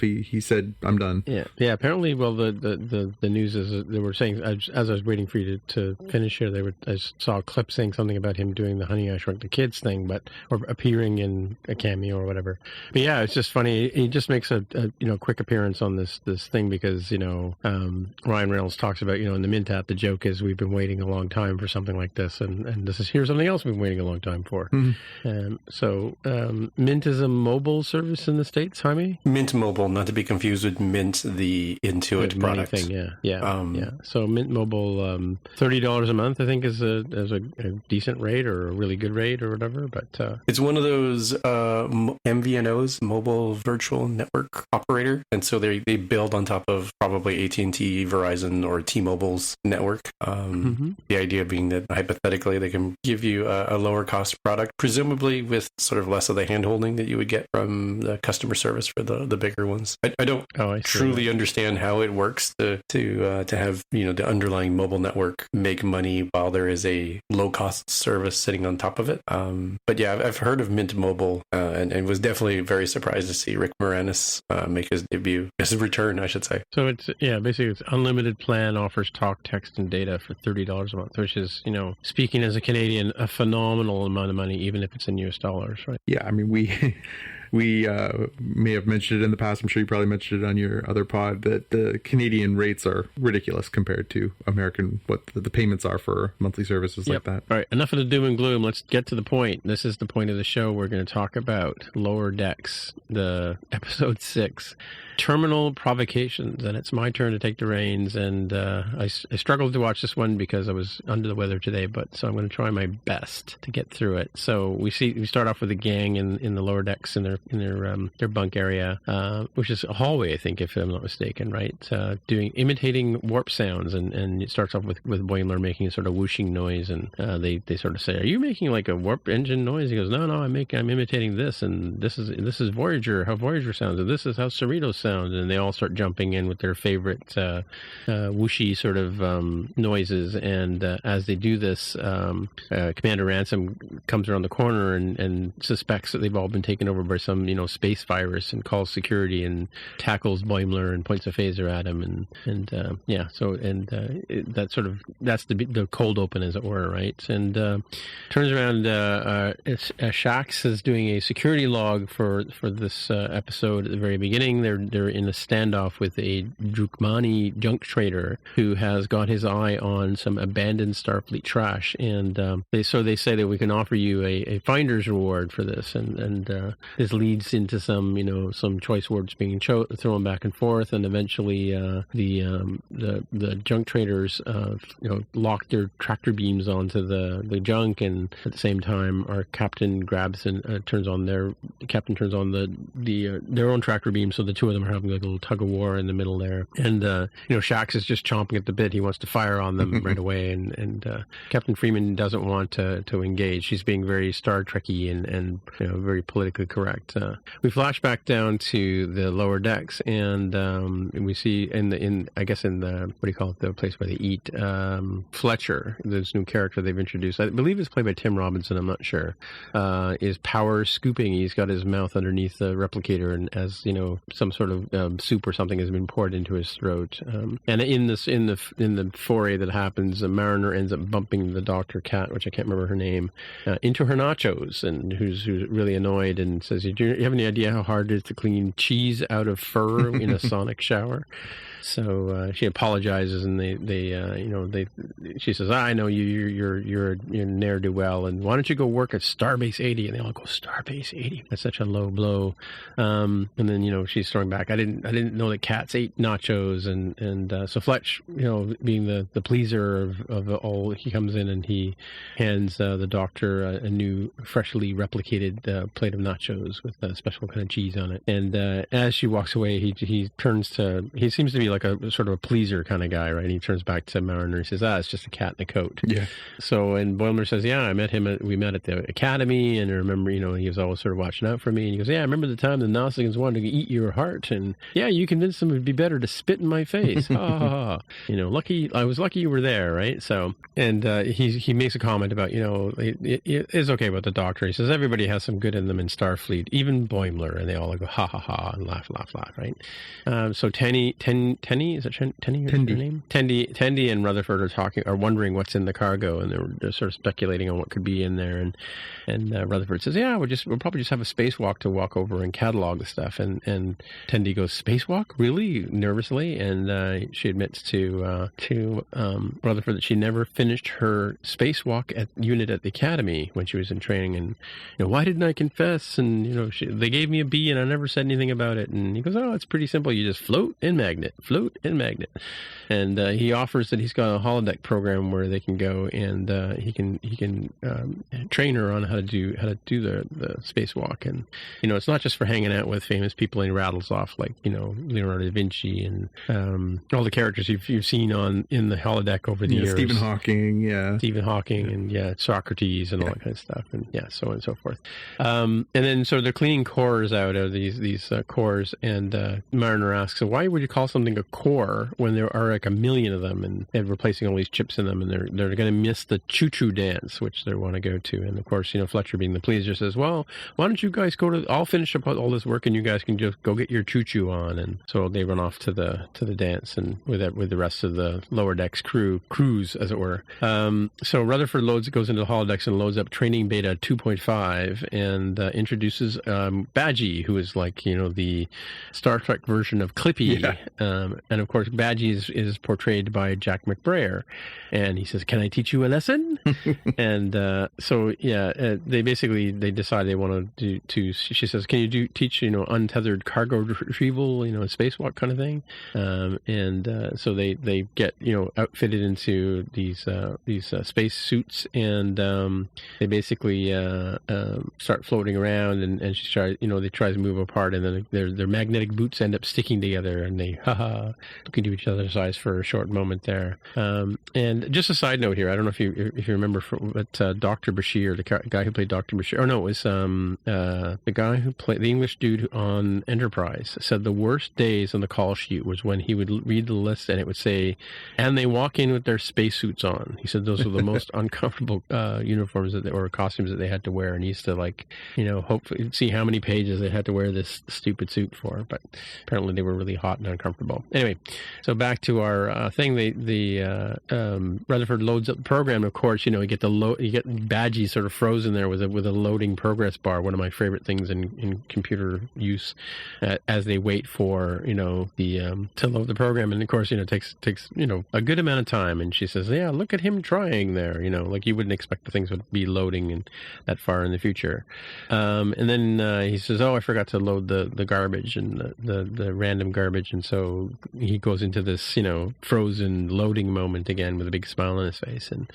And Rutherford starts losing his temper and tells Badgie, "Restart," and he bangs him on the side and calls him a stupid glitch. And of course, we see Badgie's sort of eyes glint because he's obviously taking these insults and obviously that's going to have something to do with something's going to come of that, right? And anyway, so they come back from the dance and they're like, "Yeah, you get along great with you, and sometimes you're not so annoying, or you're so not annoying." And they both, Boimler and Mariner treat each other with that thing. And they come around the corner and they find that Fletcher has crashed on the floor and he's like, gasping at air. And he claims that somebody zapped him and somebody came in, and tells his story. And you see a flashback of this dark figure making off with the Isolina core. And it turns out to be one that fixes the shields. Dun, dun, dun. And they're like, oh, they'll never know. The next time they run a shield diagnostic on the shield, they might notice. But and he's like, I'm going to get court-martialed for this. And of course, Boimler says, no, you're not. We'll help you out. And they're like, who could it have been that attacked you? And all three of them at one time go Delta Shift. So they run into the hangout area and confront the Delta Shifters, who call them Beta Shifters, right? So the Deltas and the Betas. Did we know they were the Beta Shift? No, that's the first time they referenced that. Yeah. So and they're back and they're Fletcher's like threatening to fight them and yell at them, and some of the things he says come back a little bit later. But she said Mariner's going to bleep your bleep off. Yeah, bleep your bleep off, and he said it in such a way that you could pretty much know what he was trying to say. Yeah. But the best line is the other female on the Delta Shift says, "You want to dance? I'll pick you up at your mom and dad's house." I thought was a great line. And then they realize that she says, like, wait, hang on a second, when did this happen? They were just about to get into this hustle, and it was during the time that they were all at the Choo Choo dance, including the Beta Shifters and the Delta Shifters were there at the same time, so they couldn't possibly have been them, right? Meanwhile, we go back to the main story, or the second story, with Captain Freeman and crew on the bridge, standing off against these guys, and all of a sudden, the ship gets rattled, and she says, "Did they fire at us?" And couldn't possibly. They don't have any weapons. And turns out what they did was they reversed their tractor beam and ended up hurling the garbage at the front of the ship, and they started hurling garbage at them. And Freeman says, "They're lucky I'm so ethical and considerate," and being very Star Trek-y kind of thing, right? And at which point Shax points out that something's wrong with our shields.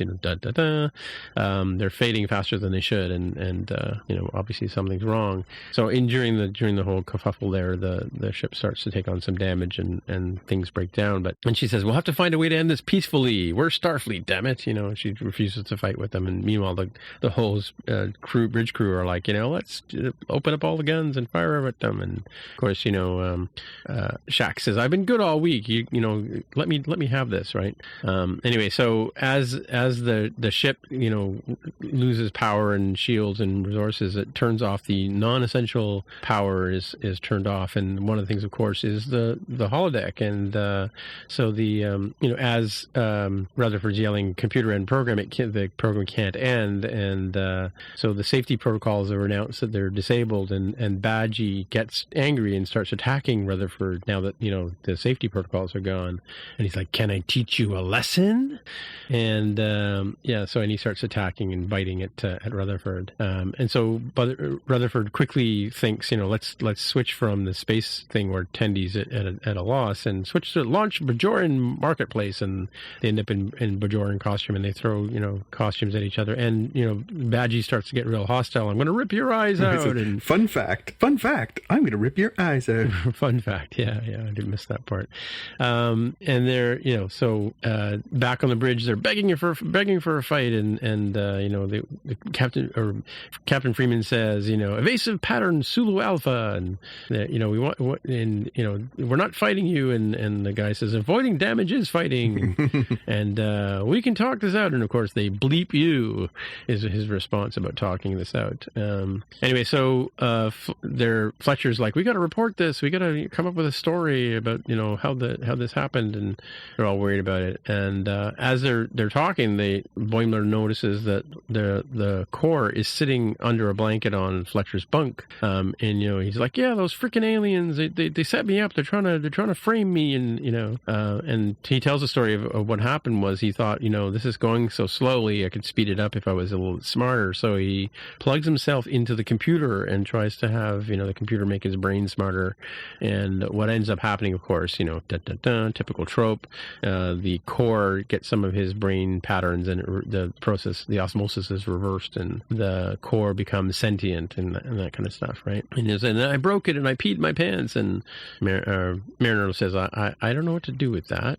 Anyway, so, and Boimler gets mad at him, says, "All we do is back you up, and all you do is lie to us," right? So, and of course, he says, "This is a learning experience. This has been a learning experience for me," and I think as Mariner's saying, "Yes, that's the thing about Star Trek. We all learn from and the core, which is now sentient and has grown arms and things like that and can move, starts to attack them." So the Fletcher's brainwaves have corrupted the core, and it's now become hostile to them. Typical cartoon kind of storyline, right? And then he threatens them. He says, "Help me, or I'll tell them it was all your idea." And Mariner says something to the effect of like, "I would never put somebody in danger, except maybe Boimler." But So anyway, so back to the ship, or back to the holodeck, and Rutherford's telling Tendi about as they're trying to escape from the Badgie McBriar. I was trying to show off, but Badgie wasn't really ready, and probably run that. And of course, Badgie's running up behind them. "I'm going to kill you!" And Rutherford thinks, well, like, why is he being affected by? Except he can't run up the stairs fast enough. These millions of stairs that they're running up, and says, "I'm going to freeze you out." Or he says, "Maybe I can freeze him out." And he turns the whole area into like a frozen landscape and whatever. And back to Fletcher, he's like, this is where the Q drops, right? He's like, "Oh, we can blame it on Q," and at which point Mariner and Boimler tie him up, and they start trying to get the sentient core to the transporter before it grows big, because it keeps grabbing things and making itself bigger, and it keeps spewing out some of the things that Fletcher has been saying about his brain and his capabilities and stuff like that. And they eventually get it over to an airlock, and they open the door of the airlock, and they throw it out. They're dragging this thing up, they're like, instead of all lower deckers standing together, she says, "Well, from now on, some lower deckers will stand together." Yeah. Anyway, so as they let the thing out of the airlock, of course, it drifts off and ends up attacking the Drukmani ship. And this is where the line that you see in the trailer, "We're so getting fired for this," is uttered by Boimler. Anyway, so meanwhile, Stax is like, "I'm targeting the warp core," and so finally Freeman says, "Okay, sure, target the warp core," and turns out that it's too late. They've waited too long, and now the weapons are offline, and they all decide they're going to abandon ship. And then at some point, I think Commander Ransom looks out the window and realizes that the Drukmani ship is being attacked by this strange object that they don't know about, and so they end up. I think it ends up destroying the other ship, and at which point Shaq says, "We did it! I don't know what we did, but we did it." Anyway, so meanwhile we flash back to Badgie, who's getting really hostile now. He's like, I'm gonna slit your friend's throat and dance, take a bath in her blood, and then I'm gonna wear your skin. And of course, this is Jack McBrayer talking, right? And then he finally gets frozen, and he's fighting with Rutherford. They're punching each other and biting at each other, and so finally he starts to get frozen, and he can't handle it anymore. And he's like, and Rutherford says, "Don't talk," and then he kind of does McBrayer says, "Diplomatic immunity," and at the last minute, Rutherford just basically sort of does a metaphor that sort of twists his neck and breaks his neck and kills Badgie. And then, of course, at that point in time, since the conflict with the ship is over and everything gets restored, the holodeck comes back to normal, and Badgie kind of disappears, and then Badgie reappears again a minute later, and he's, "Hey, I'm Badgie. Can I teach you a lesson?" And Rutherford and Tendi are like a little puzzled by that, but they seem to think that he's forgotten, but we can see from the glint in his eyes, and he's like, "I'm here. I'm always here." So yeah, obviously he's going to be a problem. Maybe it's going to be a recurring problem. Who knows? Anyway, so Ransom shows up and says, "What's going on? You guys are going to have to explain, what's going on with this missing core and all the airlock, unauthorized airlock opening, and so on and so forth." Obviously Mariner and Boimler come up with a story that ends up getting Fletcher, treated as a hero for his, quick actions, and he gets promoted and transferred over to the Titan, which of course is Boimler's dream job. The best line is you got to keep Mariner says, you got to keep your friends close and your enemies way the hell somewhere else. So the dream gig. And then, flash forward 6 days later, Fletcher's on the comm and he's been fired for throwing garbage into the warp core. But, and of course, they do they start spraying aerosol at the pad that they're talking to him on. And like, "Sorry, you're breaking up. We can't hear you." And somebody says he's Earth's problem now. Yeah, he's Earth's problem now. Yeah, he's Earth's problem now. And then she sort of says, "Well, come on, let's go have some fun. I've got the keys to the captain's yacht." And he's going, "You're getting in trouble for that." And she says, "No, I signed him out in your name." And that's where the episode ends. There we go. That's my recap of the latest episode. Well, for a guy with a headache, you did great. Thank you. Lots of little Easter eggs in this one. The Nausicaans. The Nausicaans, yep. There's a Tribble keychain on the captain's yacht key. Oh, really? Yeah. Oh, yeah. That was very funny. They reference at one point when they make when Tendi and Rutherford are talking about, I wonder what's aboard the scrap.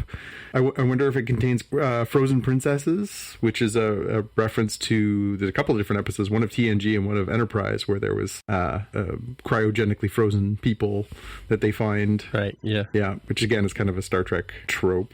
Is it Famke Janssen? Ooh, maybe who plays the one that falls in love with Picard? Yeah, I can't remember. I mean, do you remember that one? No, I might be confusing that with the dolphin one that was Wesley's, maybe crush. They did the trope a little bit of like this person who's not supposed to be in love with one of our cast characters is when they're betrothed to someone else, right? Yeah. So that happens a lot. It's a premise that they go to more than once, so I might be confusing myself as to which one is which. Well, the Atlantis of Troyes falls in love with Kirk or has some sort of spell over Kirk, right? And the Titan, of course, is a great reference. Titan is the ship that Riker and Troy are in command of at the end of Nemesis.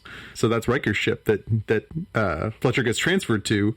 Oh, the Titan? The Titan. So in theory, he gets fired by Riker. Oh, really? Oh, yeah? Yeah, that's right. It was a Riker drop. I heard about that. There's also a real flex when Rutherford is talking about the holodeck, and he's like, "Oh yeah, you can do other stuff more than just hanging out," and he just lists out an enormous number of holodeck characters that have shown up on Star Trek series. Yeah. I think the bunch of them were from the episode where Data has his group of deep thinkers that he meets with, right? But yeah, there's lots of good. Again, it's the details that really do make this show, especially for the hardcore fans. Like there's always lots of little Easter eggs in there. Right. I was struck by this one as well. well that we got to the end of the episode, and we talked about this, over the past few weeks, the sort of, how accessible is it, how not accessible is it. The first thing that number one fan said to me when it ended was, so what's a queue? Oh, really? Oh, wow. Yeah, I guess that ends up being like a spoiler for them, right? If they're unaware of the queue and the queue continuum. Yeah. Yeah, and again, to be fair, John Delancey, obviously it wasn't just TNG, he appeared on some of the other series as well. But yeah, it just sort of reinforced for me what we had talked about previously, that, some of the humor does rely on knowledge. Like it has to be fed off that, right? Yeah. But although it does seem like Q will end up being actually revealed, I guess if you didn't get the reference in this episode, in the second half of the season, the character will come up. So that's good. So even if it's not self-contained within an episode, it seems like if you stick with the show, even as a newbie, you'll start getting more and more of it as you go through. And I do kind of wonder, like in this episode, they use the let's blame Q sort of idea of getting out of trouble. I'm like, why don't people do that all the time? If you're doing some wacky bananas thing, just immediately shake your fist at Q, and just play it off like it wasn't your dumb idea. Yeah. So the name rang a bell, Fletcher. Right. Mm-hmm. And so I did a search, and there is there's a wiki for all these different characters and references in Star Trek. And there was a Fletcher, Ensign Fletcher, who was on the Enterprise. And Ensign Fletcher was actually one of the characters on the Lower Decks episode of TNG. Oh, really? Oh, wow. I don't think it's meant to be the same character, but it's a kind of a funny coincidence that specifically from that Lower Decks episode, the character has the same name. There's one thing where they're trying to, Troy and Riker are trying to decide who to promote. It's either Carstairs or Fletcher, and they decide to promote Carstairs over Fletcher because Carstairs has better people skills. I mean, considering it comes from not only, but notably appears in the Lower Decks episode of TNG, I do wonder if it's a little, tip of the hat towards that naming being there. And maybe, hypothetically, maybe there will be, many Fletchers in Lower Decks. Yeah, it's common enough name. It's possible that it's, it struck me that name was familiar that way. And so it's interesting that was where they went. So speaking of Frozen Princesses, it was Famke Janssen. Oh, there you go. Yeah, for sure. Cool. Yeah, it was a good episode. I mean, I think that as we said earlier in the Star Trek Day, they mentioned a bunch of things like the bomb that get dropped in here, and I think Badgie obviously was a great throwback to Clippy. Oh, right? yeah, and the progress bar, from the time. Yeah. I think that they're doing a good job with the A, B, and C plots. The last few episodes, they're really doing a good job of bringing them all, telling different stories, getting to know the different characters, but then bringing it all back around. It would be interesting to see them mix it up a little bit, because we've seen a lot of Rutherford and Tendi, a lot of Boimler and Mariner, and then the bridge crew. It would be interesting to see some of those mixed up. I think obviously we did have that a little bit with Boimler working with the bridge crew at one point, Mariner working with Freeman, but I think some more variations on that. I mean, obviously they're sort of playing strong into the Tendi Rutherford sort of blossoming romance kind of thing going on there, and the relationship between Mariner and Boimler is pretty much the central crux of the story, is the two contrasting styles. But yeah, I think they're doing a good job with those three different sort of aspects of the storytelling. It'd be interesting to see what they continue to do going forward. I did stumble across a podcast, or not a podcast, but a website called Vulture, which also does a recap, and the points that they have at the bottom here of their episode for this one is I will never look at a Starfleet comm badge the same way again, and please let Lieutenant Shax destroy a ship, poor guy. The Riker joke was well placed here. It says, a glimpse of Commander Ransom in this episode gave me realize how much I like the character, and we hope to see more of him in one soon. Yeah, very funny reference during Star Trek Day where they had Rebecca Romijn on to promote Strange New Worlds, and of course she's married to Jerry O'Connell, as we just discussed in a previous episode, Jerry O'Connell plays Commander Ransom, and so they're both commanders. They're both in the same rank on their respective ships, and they were talking about, she sort of said, I'm actually the ranking commander in our house, and he thinks he is, and it's funny to hear the two of them obviously simultaneously working in this world, one in live action and one cartoon. She also talked about the fact that she's going to have a backstory in this, and what's curious about that is I think we talked about number one doesn't actually have a name. So I wonder if they're going to spoil us by giving her a name. It's like giving Cosmo Kramer a name, right? And Kramer was so much nicer, much better as a character before he had a first It's hard to imagine that they could go through years of storytelling and not at some point mention her by name. That seems unlikely or odd, at least. But spoilerific too, because it's going to ruin the sort of mystique around her. I mean, everybody knows that she's played by Majel Barrett, but who's in every show except for this one, right? I don't think she was in Discovery though either, was she? Was she in Enterprise? Was she? She's in Nurse Chapel. Oh, sorry, in Enterprise she was a computer. Oh, okay. She was still the voice of the computer. Okay. Oh, sorry, I got my Enterprises mixed up. Yeah. Enterprise. Yeah, no, another good episode. Only 4 more to go. It seems like it's a blur already. It seems like it's crazy to think that we're past the halfway part. Are we going to cross over with a Discovery Lower Decks episode, or? No, we should. I think there's a week between them. Like, you mean like one after the other sort of thing? Yeah, I think basically one ends on a Thursday. The next Thursday is the season premiere of the other one. So yeah. Right. Okay. Cool. All right. Well, let's jump to our watch list because we're really over time now. Yeah. So I'll kick things off. So in honor of Chadwick Boseman and his tragic passing, one of the things that has come out of it is that you can get almost every issue of the Black Panther comic books from the 70s till recent from the digital versions for free. So if you go to the link, we'll put the link in the show notes, or if you go to Amazon, because Amazon owns Comixology, which is sort of the premier place to get your comics, digital comics, you can get for free 255 different issues of Black Panther.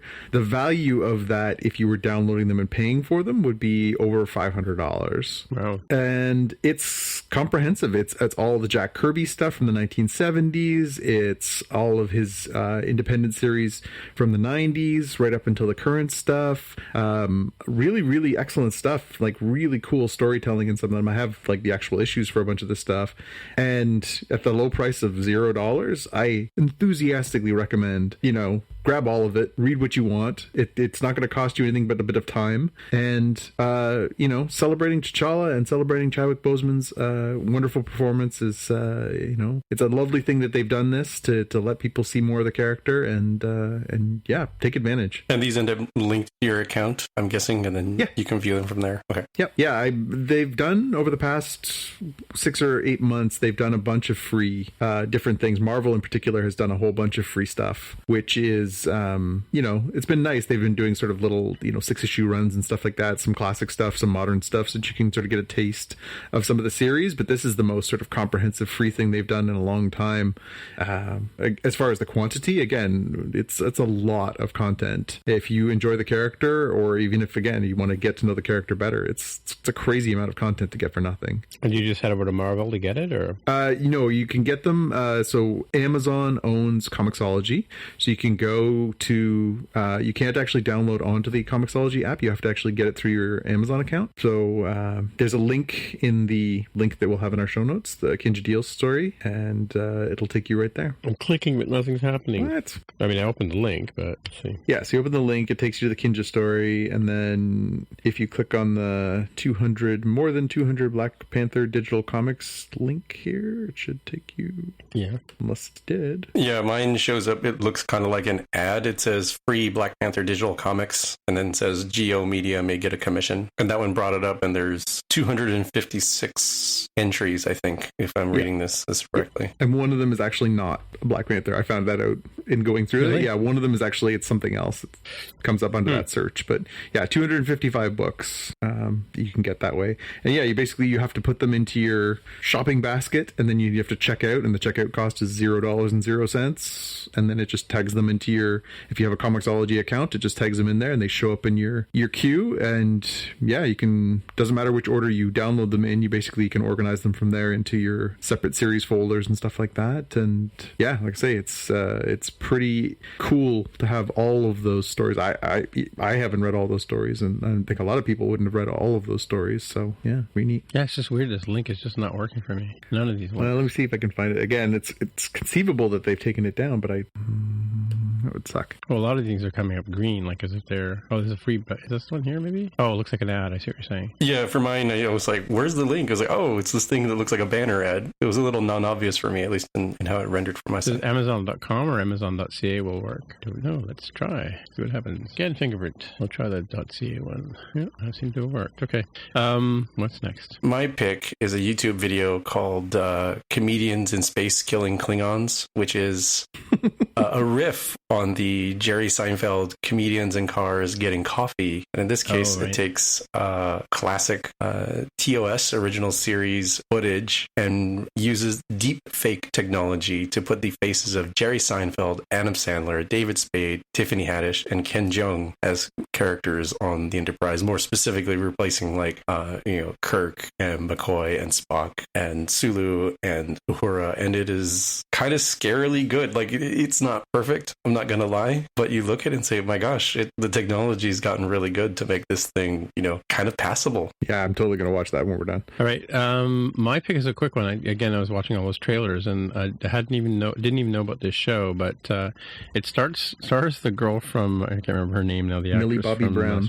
Millie Bobby Brown, yeah, stars her as this young girl. In the trailer, you don't really know who she is at the very beginning, but she turns out that she is the sister of Mycroft and Sherlock Holmes, and the name of the show is name of the movie or show or whatever it's called is Enola Holmes. Yeah. So yeah, it looks pretty interesting. Yeah, coming to Netflix. It does. It looks really good. Yeah, there's a number of shows that things that I watched on the. I just stumbled onto this link on IMDb that showed popular trailers, and it was just like one thing after another. Dune, and then No Time to Die, and so on and so forth. And yeah, so I ended up watching like 10 or 15 different trailers in a row. So, and this was one of them. It just stood out as something I would want to see because it's Sherlock Holmes related. Anyway, all right. Well, I guess that's it for another week. So hey, Jaime, if people want to get in touch with you, where would they find you? I'm on Twitter as @DevWithAHair. All right, and Jonathan, people want to get in touch with you. I'm on Twitter and Instagram as @JPKNews. All right, my name is Timitra, Timmitra, and I'm on the Twitter machine is where you'll find me. And so until next time, we'll see you in the future. Bye. Bye.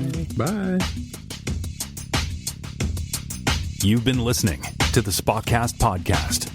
If you want to find out more about the podcast or see the episode show notes, visit the Spockcast website at spockcast.com.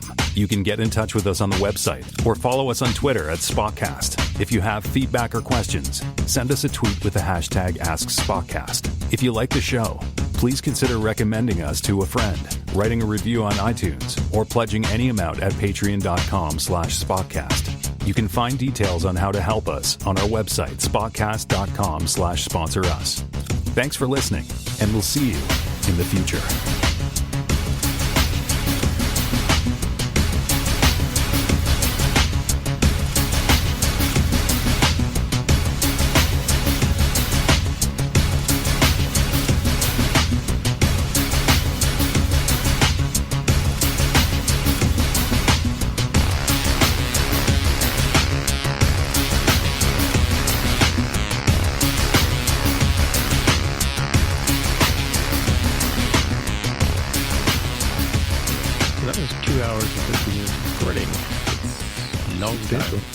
So should we have a quick discussion about Mulan?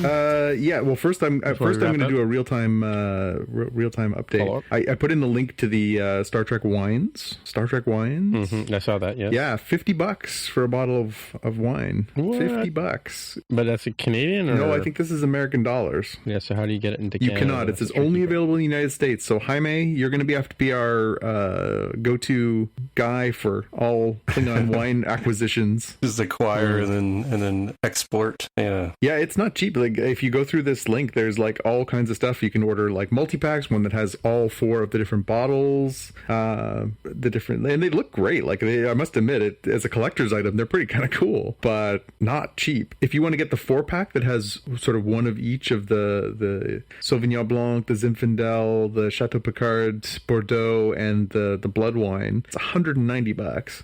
And then if you want to get really high end, if you scroll down down on the page, you can get the Chateau Picard show prop replica engraved 12 bottle wood crate. What? So it's like you've ordered it straight from Chateau Picard. Chateau Picard? Really? Gotta admit, as nerd things go, this is pretty baller. Mm-hmm. Like, again, it's high class. Looks really good. I wonder if it's actually, I don't know enough about wine, but I wonder if it's actually quite good.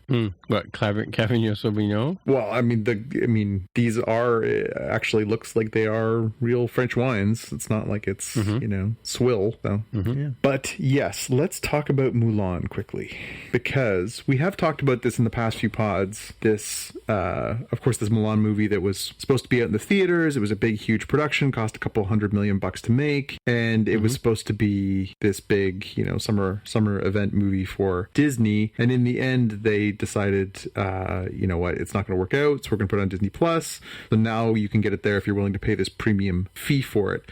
So it's there, and I have no idea how well it's doing. I haven't really seen any stories about that, but there has been a controversy that's come out of this because apparently it was filmed in part in a region of China that is known for having essentially concentration camps filled with Uyghur Muslim Chinese.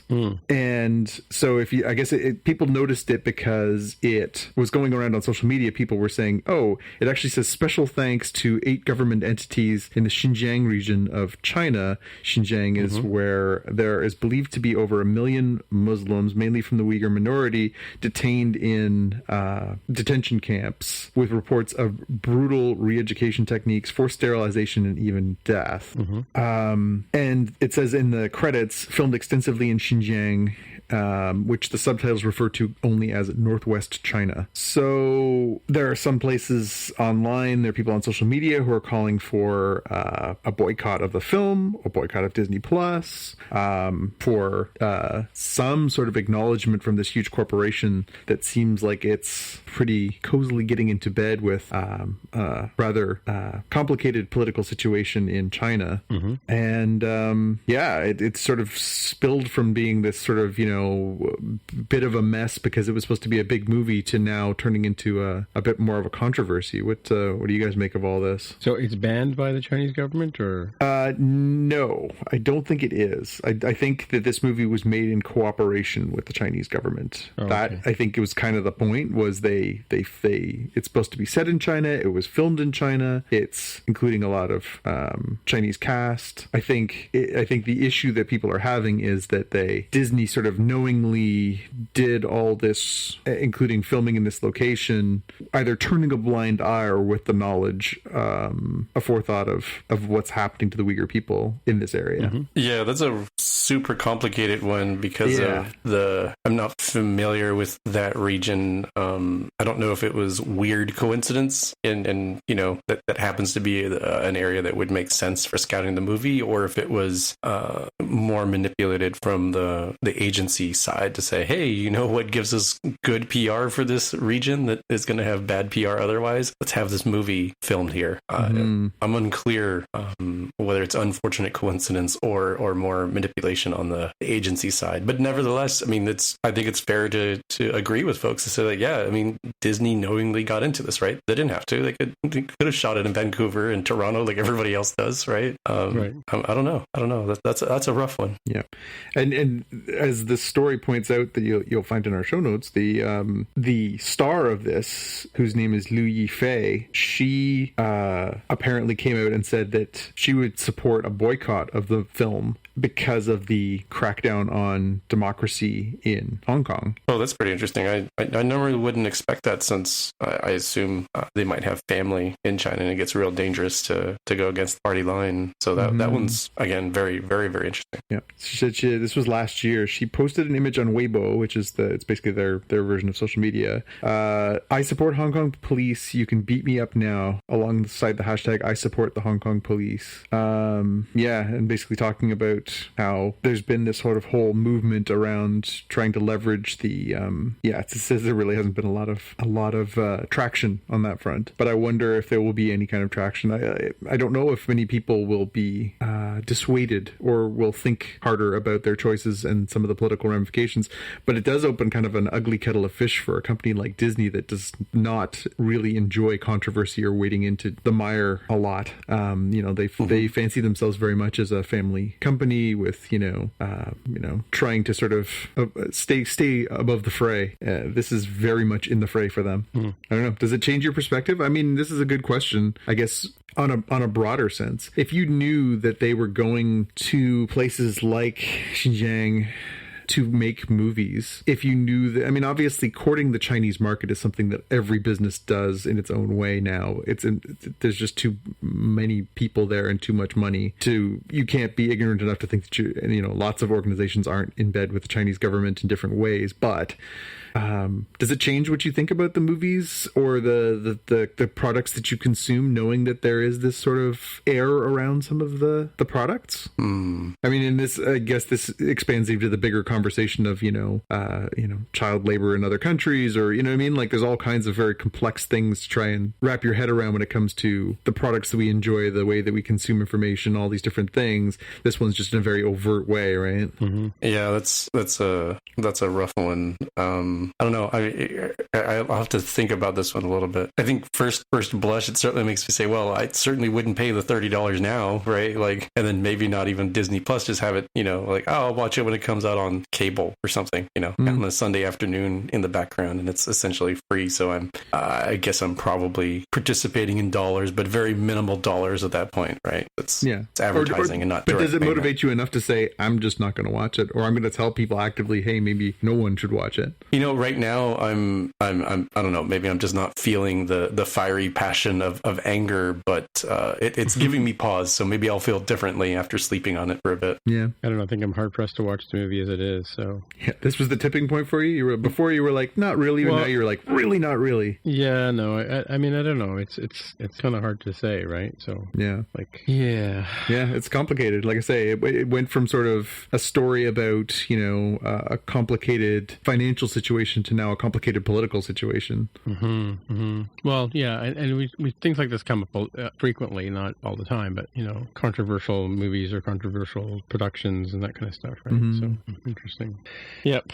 Anyway, I gotta call it a night. Okay. All right. I don't know about you. You're probably go chase your boys, Jonathan. One of whom has to be up for school by 6:30 tomorrow morning. Oh, he's got school tomorrow. He's got. Has the other one gone to school this week? No. So tomorrow is for the students in our area who are going to actually attend in-class studies. There is an orientation day where they will basically walk them through the procedures of what to do when you get there and where to go and what you can do and what you can't do and all that stuff. So, they're doing that Friday morning, and then they're starting class earnestly next week. So one of my sons is volunteered to go back and is interested in attending class, and the other one has decided he prefers the online learning model. So we'll get a little bit of both, although even the ones who are attending class, it's still only a few hours a week in class. You're still mostly online learning too. So yeah, interesting. All right, talk to you later. All right, take care, guys. Later. Bye. Okay. See ya. An avid cyclist dreams of turning his passion into a business. He consults his banker to help find the best path. Now bike wheels are being built, and all it took was a little push to get rolling. First Horizon Bank. Let's find a way. Go to firsthorizon.com/Clint. Ew. Gotta get rid of this old Backstreet Boys t-shirt. Tell me why. Because it stinks, boys. Tell me why. I've washed it so many times, but the odor won't come out. Tell me why. No, you tell me why I can't get rid of this odor. Have you tried Downy Rinse and Refresh? It doesn't just cover up odors. It helps remove them. Wow, it worked, guys. Yeah. Downy Rinse and Refresh removes more odor in one wash than the leading value detergent in 3 washes. Find it wherever you buy laundry products.